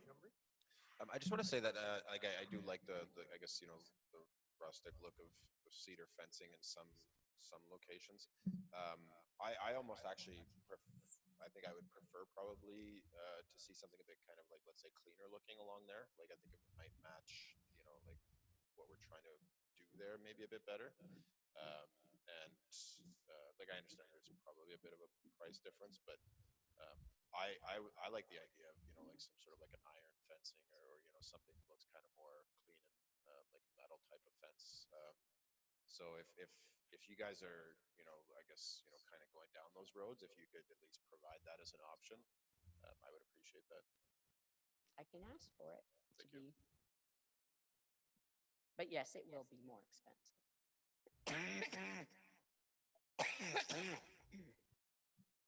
We are looking at solar lighting, as I said. We're still researching to find out what the effect on the existing street lighting would have on the solar. But the solar itself and with the aggregate solar stones, again, looking to make sure that they would actually work in that place. Should either of those two options not work, they'd certainly be kept on the back burner for other projects because they're number one, aesthetically pleasing. Number two, they cost so much less. The solar aggregate actually has a 20-year lifespan. It can be embedded in concrete, asphalt, or it can be put into a gravel pathway. It's quite interesting what it can do. Again, at the end of the project, and I would like to, it would be up for more discussion, would be types of wayfinding. We have been in contact, Justin and I, with AT and have learned what they will and will not accept along the highway corridor. And we've looked at some ideas of types of wayfinding. I had on the front page here just sort of incorporated a couple of different ones. One is a street sign that actually has the logo up top on where it says Main Street is the logo of the actual town it's from. The other one is actually from down in the States, the one to the left with the banners and the no parking signs and stuff. But again, something like that might be incorporated, not only for this project, but going down in through the legacy project and downtown core, historic signage, that kind of thing. As Ryan had mentioned, oops, with the shovel-ready project, we had added in the West Ridge Road between Wildflower and Range Road 254. At looking at, again, just prepping the sub-base and preparing it for base course and top lift. The geotechnical we had done last year in anticipation. And if we were to do this, it would simply allow us to help the congestion of at that intersection of Westmount, Highway 1 and Westridge. Because people would go there instead of, because a lot of people don't like traveling on gravel. Other than that, that's pretty much it. Questions? Thank you, Councillor Sobel. Thank you, and thank you for the great presentation. This is an amazing project, and it certainly looks fantastic. And for the record, I prefer the wood to metal, but we'll wait for that for another day. But my question is, I'm curious about the businesses that you conversed with and discussed the project with. I don't know about it. I can't say for sure. I've only spoken to one of the owners in regards to this project, and he was very positive about it. But was there any was there a sense of optimism about what this would do for their businesses at all? I mean, as a business owner sitting there with this project in front, I'd be over the moon personally. The main thing with the businesses was the pathway being installed. They felt that that was really beneficial. I mean, if you're at Ford getting a oil change and you want to whip down to Subway and grab lunch, you know, to go down now is not taking kind of taking your life in your hands. This provides that avenue. I do know that everyone was positive. Some wanted the pathway on the south side, but that would only be if we could get rid of that right in, right out. And again, you don't want people going back and forth across the road. So whichever way it looks, the pathway on the north makes the best sense. By putting the two-tone or two types of finished concrete, you can set it up so that it allows people to realize they're coming up to a entrance so that they can be cognizant of that. That was about the only concern some people had was, you know, heavy trucks coming in. That was probably the most was actually, I believe Fountain Tire was most concerned about that. That is literally the only one that had a concern. Every else, Greg's, everyone was very positive. Thank you very much. Thank you, Councillor Sobel. We have a question from Councillor Corbeil and then Councillor Peterson. Thank you, Your Worship. I do have a, with the utilities, I'm just going to clarify location. You're talking still on the north side of the #1 highway though, right? Yes. Awesome. And my other one was, if we were going to go with this cedar fencing, is this the company that you would be using? Pardon? If we were going to go with the cedar fencing, is this the company like this? Where are they? Oh, Pure Country. Yeah. Country. Are That we would using be that? an Is that option. who we would be using? That would be an option. I personally have used them for quite a few projects, and they have been very reasonable with their pricing. So much so that Wilco purchased theirs through that for the B Park. Okay. I just know that we have someone local. I'm not sure price wise, but I know their quality is really good and I know they'd be really good to deal with. I didn't know if we would tender that out or how that would work. I would definitely prefer to go with people that are local. There are quite a few great lumber companies around that.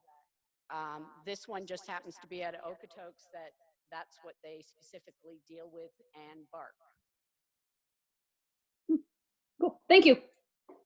Thank you, Councillor Corbeil. Councillor Peterson.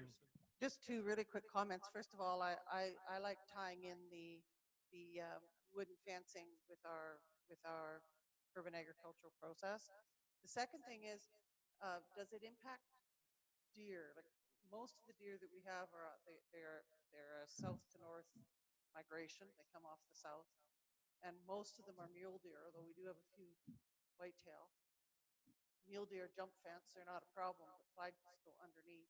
And I guess I would worry about them getting caught in the middle.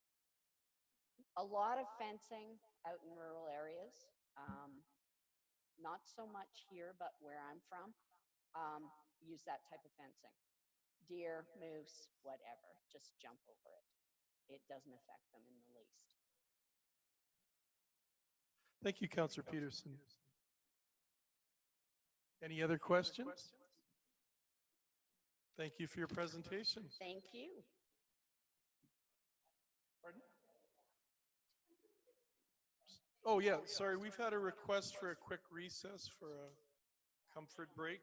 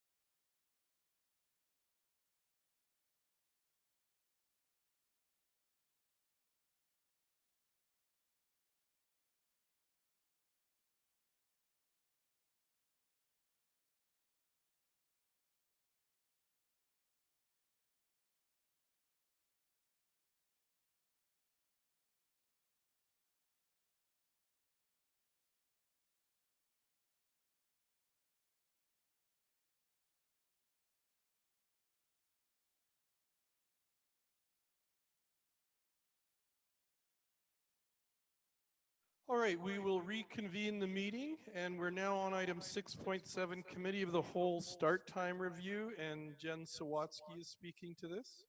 Yes, thank you, Your Worship. Your Worship, late last year, Council made a resolution to have a trial period for starting Committee of the Whole meetings at 8:45 on every second Wednesday of the month. In that resolution, Council decided that it would be good to review this practice in March and then to have a final decision on the meeting time in June. As everyone's well aware, our circumstances have kind of changed a little bit, so we've kind of missed those deadlines. But administration is bringing some information forward to council at this meeting to consider how the meetings have gone. I would say that it's, as I've just mentioned, it's kind of been an unusual time, and the time period that we're considering may not be the best example of what a normal, if whatever your normal is, a normal time period for council meetings. So I think it's really important to keep that in mind when considering the numbers presented in the report. The numbers there's a chart there for council's consideration. And the numbers in there are based off of a report that council was given from corporate services in July of 2019, indicating average costs of meetings and a number of average hours of staff time. So what I've done is just broken it down to the length of the meetings that we had, how many staff were present, and then used an average salary to determine, number one, the value of the staff time there, and then number two, the approximate cash savings or cost savings. I will note, though, that in that last column where it says staff paid at overtime at 1.5, that was most likely all time in lieu hours. So it's just, so as you can see, approximately we've saved $5,919. That's approximate again. Over having nighttime meetings. So if we were to have nighttime meetings, that would be the approximate cost. So administration's recommendation is that because we've kind of had a strange time period here, that we kind of extend the time to evaluate how these meetings are going and to push back the decision on having committee of the whole meetings during the daytime to September. And that is our recommendation. Thank you. I have a quick question, Jen. Would you or have you surveyed your staff as far as how they feel about the addition of the morning meetings? Yeah, so I haven't surveyed staff. However, I did mention in the report that there has been other good things about having meetings during the day, including we have the opportunity to train some staff and to give them some exposure to council meetings and to help with some professional development in that regard. It also provides a better work-life balance for some staff members that are consistently attending meetings, especially in the evening. One thing council really should consider is if this works for them. I know that there's some councillors that may find it hard to make a morning meeting, but there's some councillors that really like the morning meeting. So those are just some of the considerations that I think council needs to take. Thank you. Questions, Councillor Sobel? So much question, but I think a comment, if I may, Your Worship. The only concern it's not even a concern, but the only recommendation I would have on this is that we kind of move this from 8:45 to 9 a.m. Just it's an easier time to remember, and I do have if life ever gets back to normal, I have school fuel that kind of creates a problem being here at 8:45, but I've managed anyway. I'm not necessarily in agreement that we put this off. I think we've done enough, personally, I think we've done enough research on this.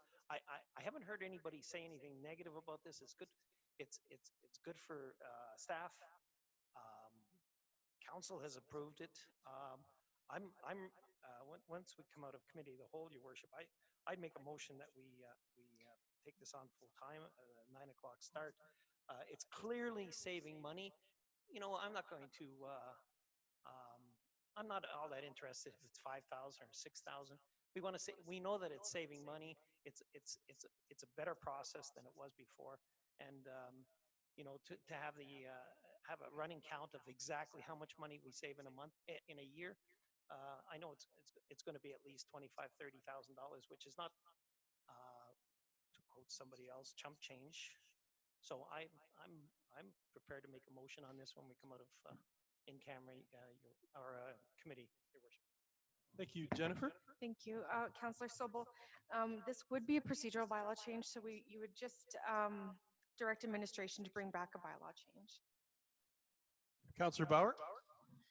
Thank you, Jen, for your report. I definitely agree that if we are in a position at any point to save money and to bring staff something that can improve their work-life balance, I'm for that.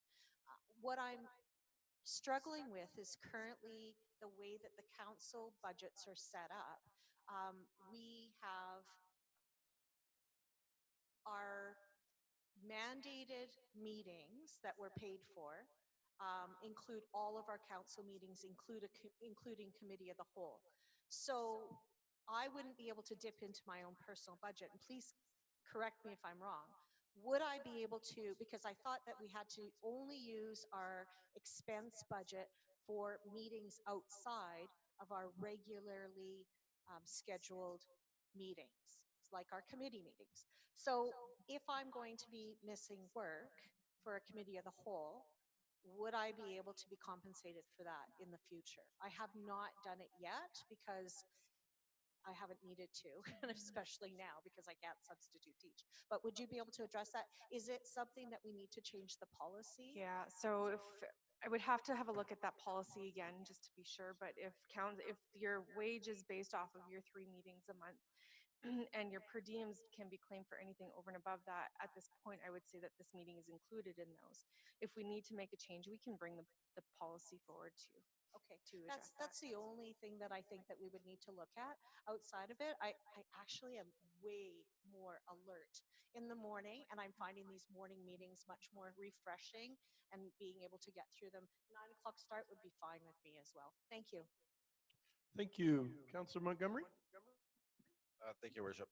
Yeah, I just wanted to say that I certainly approve this change, and I'm grateful to my fellow councillors for agreeing to move in this direction, or at least to try it. And I agree as well. Like, as long as we're coming out ahead, which I believe we are, this is a worthwhile change to me. I don't think it's terribly inconvenienced to anybody, and probably improve things for a few people.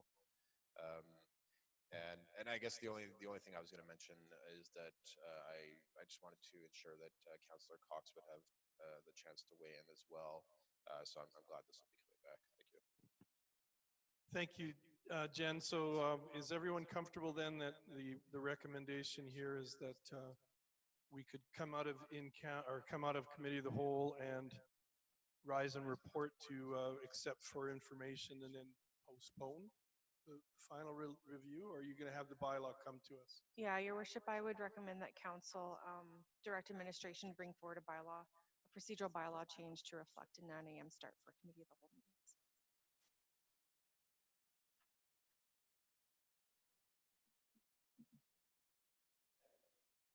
Oh, good, thank you. I was frantically scratching something out. Yes, we do have one more item too after this one. So I think we're good on this one then, and then we'll have the ability to come out of committee of the whole. So the next one is item 6.8, council workshop. Thank you, Worship. That's me again. So at our last regular council meeting, Councillor Peterson indicated that we needed to set up a council workshop to discuss Strathmore. So administration is bringing forward a recommendation that council meet on May 27th. That's the last Wednesday of the month. If that works, it's just a recommended date. I want to be clear that this is council's meeting, so council will be holding this meeting, and also that we will be sending out a couple of questions for council just to consider, so that it could help with some discussion during the meeting. So basically all we need from council is for council to choose what day they would like to meet. And again, would that need to become, that would need to be an emotion when we come out of committee of the whole? It could be Yes. a motion, yes. Okay. Question? Questions? Yep, please. Councillor Sobel? Thank you. Jen, just I just want to flesh this out a little bit. Is this going to be, first of all, is the intent to have it here?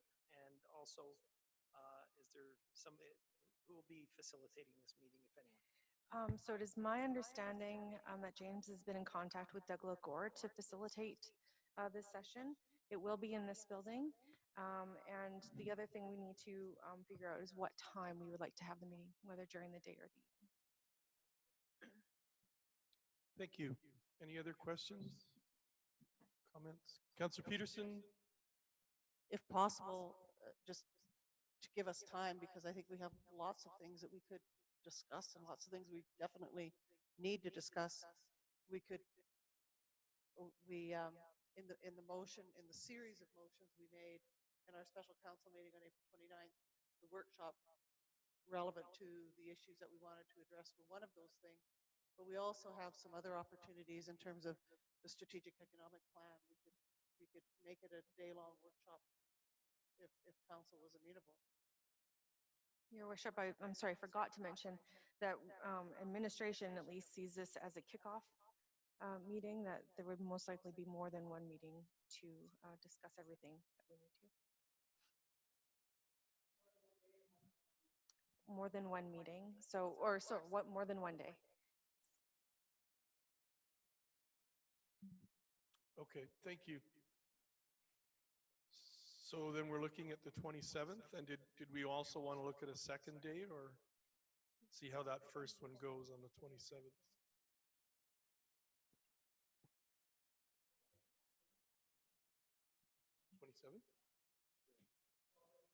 Yeah, I was just wondering about the 28th as far as a second date, if they need it. Jennifer? Your worship, the other thing that administration has been throwing around is would be a recommendation to council that we could hold additional committee of the whole meetings, maybe up until fall, to cover some matters that we haven't had time to because of the current situation.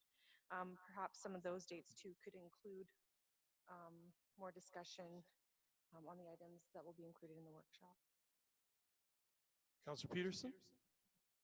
Your worship, I don't know how council feels. I feel an incredibly pressing need for council to work with administration with regards to future considerations around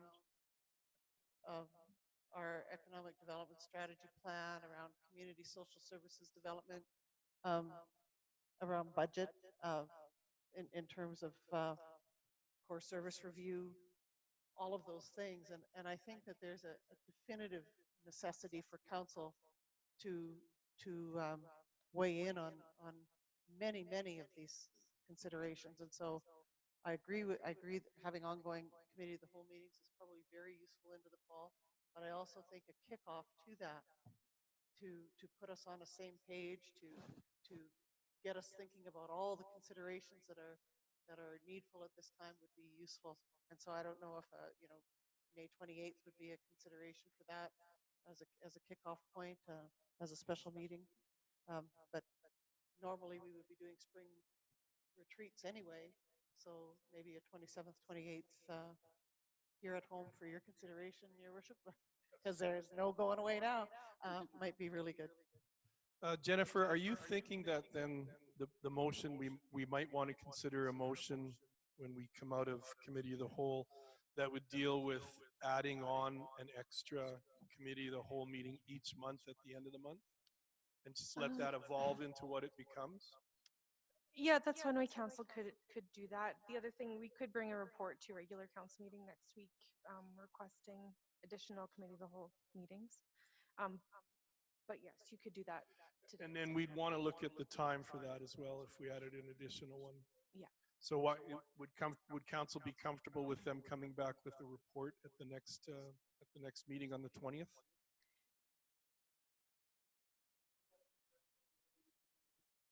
Right. Your Worship. Yep. If I may, I completely agree with you, Councillor Peterson. I think those are priorities. My problem that I'm having with this, by pushing, and I know there's a pressing need to do this, but there's so much we don't know about what our future is financially in regards to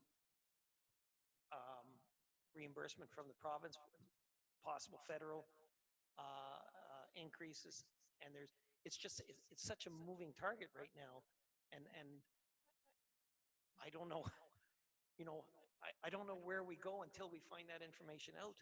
It's going to be so influential on what our budget, what our future is as a municipality. Everybody's talking about municipal assistance, but there's been no real action in that regard. I think it's coming, and once they start rolling that out, I think it's really pressing that we do meet and try to understand what this means for our community, for our municipality in the future. But I'm hesitant to go and be worried about something that we might not have all the facts about. So if I might reply, Your Worship. So I totally understand that consideration, and I think there are many things that are going to be related to economic development strategy. What I'm more concerned about is, and we don't know the money, we won't know, God knows when we know, but what we do know about our community is what the problem areas are, and we might be able to identify. I think as a council, in a visionary and very much a governance capacity, we can identify the problems, and I'm not sure that we all have an understanding of what the problems are, and with our administration, it's good to do that. I think the other thing that we can do relevant to our own community is that we can identify opportunities that exist, and opportunities that exist to enhance and assist anything that might come forward. And it's sort of like doing a SWOT analysis, and so we can adjust to whatever the provincial government and Alberta Health comes out with. But I think in the meantime, there's even for this council to come together on some kind of a concrete understanding of what we might face. And when I read the municipal overviews right now across the country, there are about 6 common themes. And I think that we could work adequately around getting our heads around that, just from a governance perspective, prior to being able to attach any numbers to it down the road. That's what I'm thinking.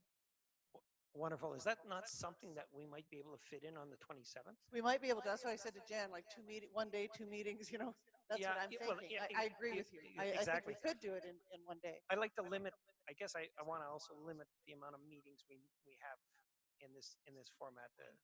I mean, I know we can all go virtual again, but that creates a whole other set of issues. And I don't know how much time Mr. Lepore would need, but I see an opportunity that we could technically do both in 1 day. I do. Yep. Your Worship. Councillor Bauer, or sorry, I have Councillor Montgomery first and then Councillor Bauer. Thank you, Worship. Yeah, I just want to say that I support having certainly more regular, more frequent meetings. There's a lot of just regular business that I think needs like a lot more discussion and then as well, like kind of when we're looking at this recovery from the COVID issue, and then as well the oil industry issue, I think that there's going to be a need for a lot of kind of very adaptable and nimble kind of planning, and I think that will be most effectively. We'll be able to respond most effectively to these issues if we are more regularly meeting, especially due to the limitations of being able to discuss things over email and have open discussions that way. So thank you. Councillor Bauer. Thank you. I am very intrigued, and I have been for a few weeks. Councillor Peterson brought this up, that there are municipalities experiencing a lot of the same issues that we are experiencing, and I think we need to, take a really good look at that and say, how does this affect our demographic in light of where we are located in Alberta and how we're going to go forward? I think that if we don't take this opportunity, we're going to miss something. And I really like the idea of having us at a table, sitting down, looking at the issues, and then also looking at who we can partner with in the community when we come out of this.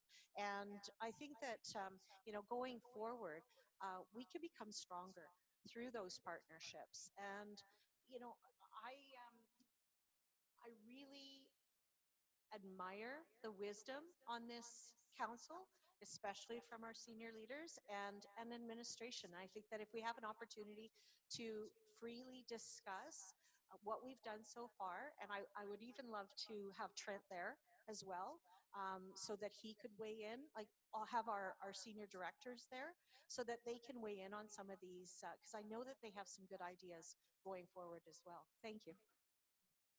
Thank you for your comments. The only thing I would caution about is my own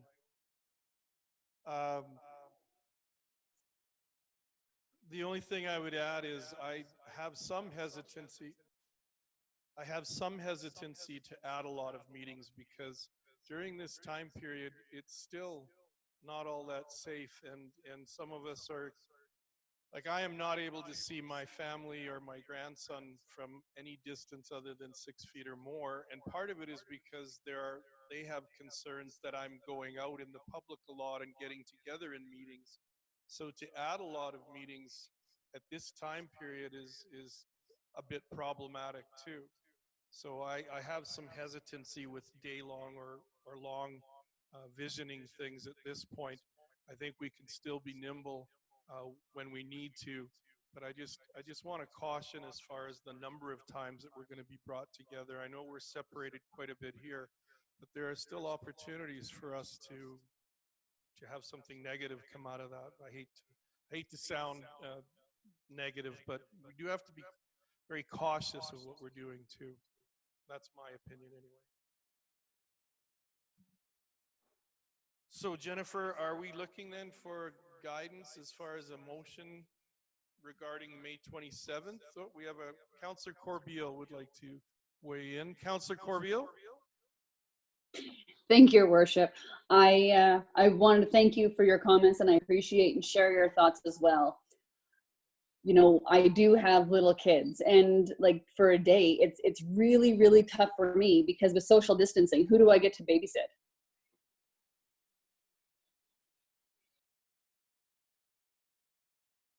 Yes, I understand that. Thanks, Councillor Corbeil. James?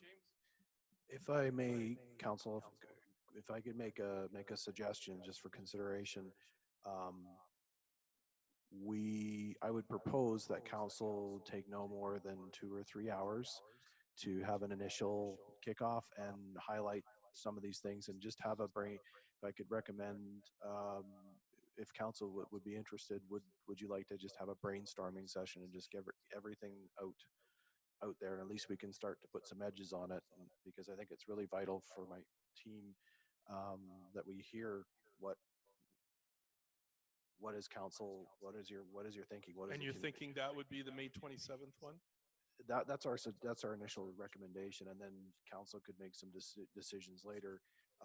We would like to request though 2 committee of the holes, one in June and one in July, because there still is a proposed break in August, and if there's nothing on the agenda, we don't have to have the meeting. But I would at least recommend, because there is a lot on the plate. So at least it would be. Jennifer, then we'd need a motion in public as far as adding committee of the whole for May 27th, the end of June, and then the end of July. Is Yes. Council okay with adding those 3 then, just to start with? And the first one would be, like James was saying and Councillor Peterson was saying, we would start to brainstorm and look at some visioning things as far as the economy and moving the town forward in the next phases.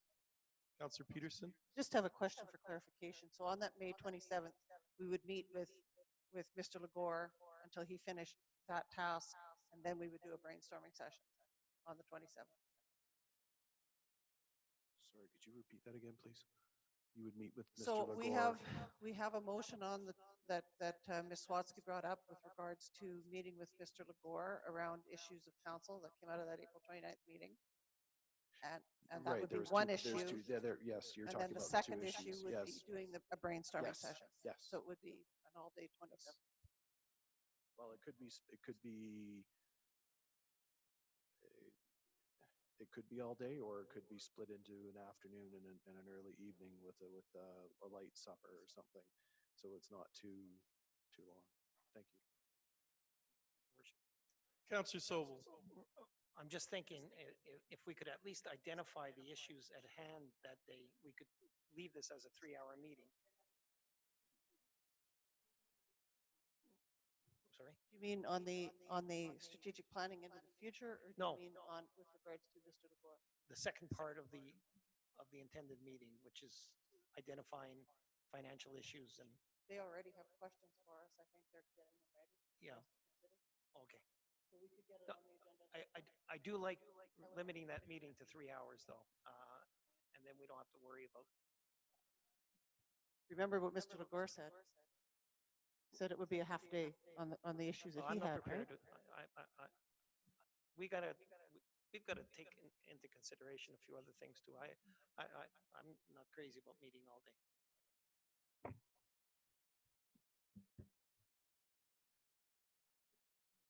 May I make a suggestion? James. I think it would be very helpful if we could have two sessions. Because I think certainly in my case, I would very much appreciate it because I am a single parent. And it would be very helpful to me just if we could nail down a couple of dates, and then I can work around those schedules. And I know other staff have family issues as well. But it would be very helpful if council could meet on the 27th for up to 3 hours, and at least we could start the process moving forward. And if council wishes, we could set aside a little time to deal with the two issues that you want to discuss. At least it opens the door and moves it forward. It's just a suggestion, because I hear everybody's trying to balance work life and family and work, and there's a ton of work on our plates to boot. So I'm also very mindful of that, and mindful of supporting in council, so hopefully you don't burn out either. So thank you. Thank you, and I just want to echo that in that we have Parliament who are meeting through online meetings too, and that's I think we don't want to get into a position where we get casual as far as what we're dealing with either, and I think we have to be careful meeting in large groups like this. There are opportunities for us to come into contact with the virus, for example, and I know we're trying our best to stay separate, but the more we get together, the more risks there can be too. So we do have to be aware of that. Yeah. So is council comfortable with what they might be making as a motion when we come out of Committee of the Whole? Okay. So I believe we're done all the items for Committee of the Whole. So then we would need a motion to come out of the Committee of the Whole, and then we have some Your Worship. items to Sorry, Your Worship. Jennifer. Oh, sorry, we have some administrative inquiries. That's right, my fault. So 6.9, administration inquiries.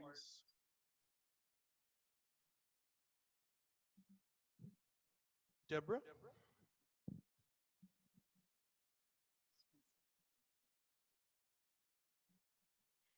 Yes, Your Worship, we do have one inquiry from Councillor Sobel.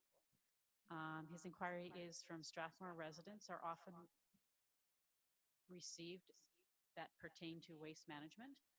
His questions are, what is the budget for waste management, and is it maintained? If HIG is cancelled, should there not be a rebate? I should note that this question was asked on the town Facebook page, and the response was that HIG was provided as a free service by Waste Management, and thus no rebate was available. Question 3 is, does composting save the town money? Question 4 is, can citizens acquire free compost for personal use in gardens. I should note that council was advised last fall that free composting to our citizens was available, and it is not. Question 5 is, why don't we have a town recycling bin program? Thank you.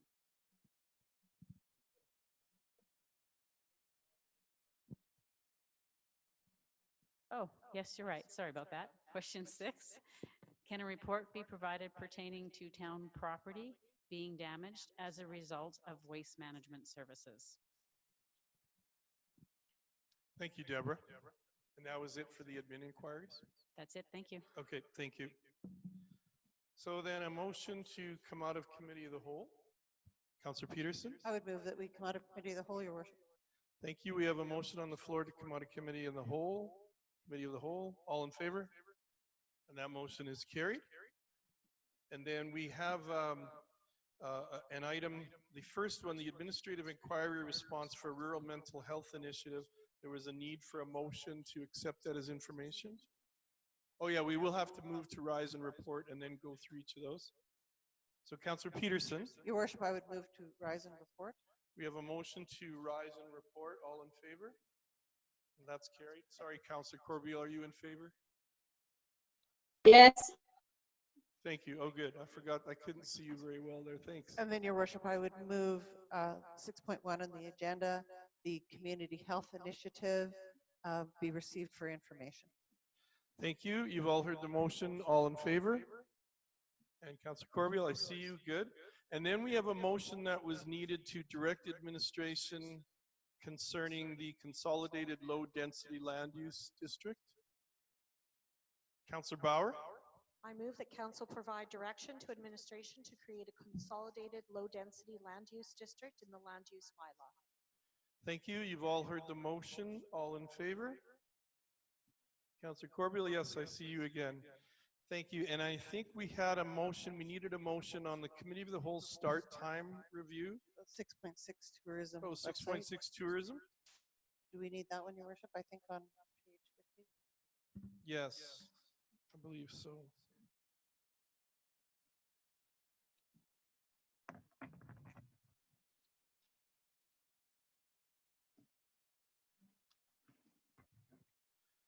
Yeah, it just said council provide feedback on the draft tourism, so I think we're okay there. And then Your there was, Worship? yes, Councillor Peterson. I would like to make a motion with regards to 6.6 on the tourism website that in terms of that I would move that economic development relevant to the Strathmore Tourism and Visitor Guide provide feedback to council in how they're going to consolidate the concept development with our strategic economic plan under the grown by identification in the strategic plan. And yeah, that's enough. Thank you. We've got a motion. Is there any discussion on that motion? Seeing none, all in favor? Councillor Corbeil? Okay, and that motion has passed. And then I think it was the committee of the whole start time review, a move to accept the report. I've got that, Your Worship. Thank you, Councillor Sobel. I would move that administration return to council with a change in our procedural bylaw to reflect the change in the committee of the whole starting time to 9 a.m. Thank you. Any discussion on that motion? Does that need, excuse me, Your Yep. Worship, does that need to include the procedural bylaw changes for council members as well, please? No. No, not at this time. I thought Jen. Jennifer? Sorry, Your Worship, that would be a change to council's remuneration policy. So you could request that, or you could instruct administration to bring back changes to that too. Could I please make that addition to the motion? Councillor Councillor Sobel. No, that's a separate motion. That's two different things. So Councillor Bauer, you could make that separate motion then? All right, we have a motion on the floor. Do you need to hear that again, Deborah? Okay. All in favor of the first motion? Councillor Corbeil, you're in favor too. And now Councillor Bauer. I move to ask administration to bring forward procedural bylaw changes for the councillor remuneration policy regarding committee of the whole meetings as a temporary measure to address morning meetings until the end of the term. Thank you. Councillor Peterson? Just for clarification, could we say proposed changes? Okay, thank you. So we have that amendment to the motion, and that's been accepted by Councillor Bauer. So all in favor? Opposed? Councillor Sobel and Councillor Corbiel. Okay, thank you. And then Jennifer, did you wanted a motion regarding the May 27th edition of the Committee of the Whole meeting? Yes, Your Worship. Councillor Peterson. So I would move that council meet on May the 27th in a committee of the whole meeting. And that will be a daytime one? Can we decide? I guess, what is council's, I would really like, especially to hear from Councillor Corbiel and Councillor Cox, so, you know, if I could make that motion to be at the call of the mayor after he consults. Is that okay? And then also to have committee of the whole on the last Wednesday of June and again on the last Wednesday of July. Do we want to do that last one, sorry, Councillor Peterson, as the fourth Wednesday of June and the fourth Wednesday of July? Yes, Your Worship. Thank you. Okay, thank you. So is everyone understanding the motion then? And then I will check with all of you as far as the start time for May 27th. All in favor? Councillor Corbiel? All, okay, thank you. So that motion has passed, and I believe that's all the motions we need to do as we rose and reported. And so we need a motion to go in camera for 2 items. Move to go in camera, Your Worship. Thank you. We have a motion to go in camera from Councillor Peterson. Any discussion on that motion? All in favor?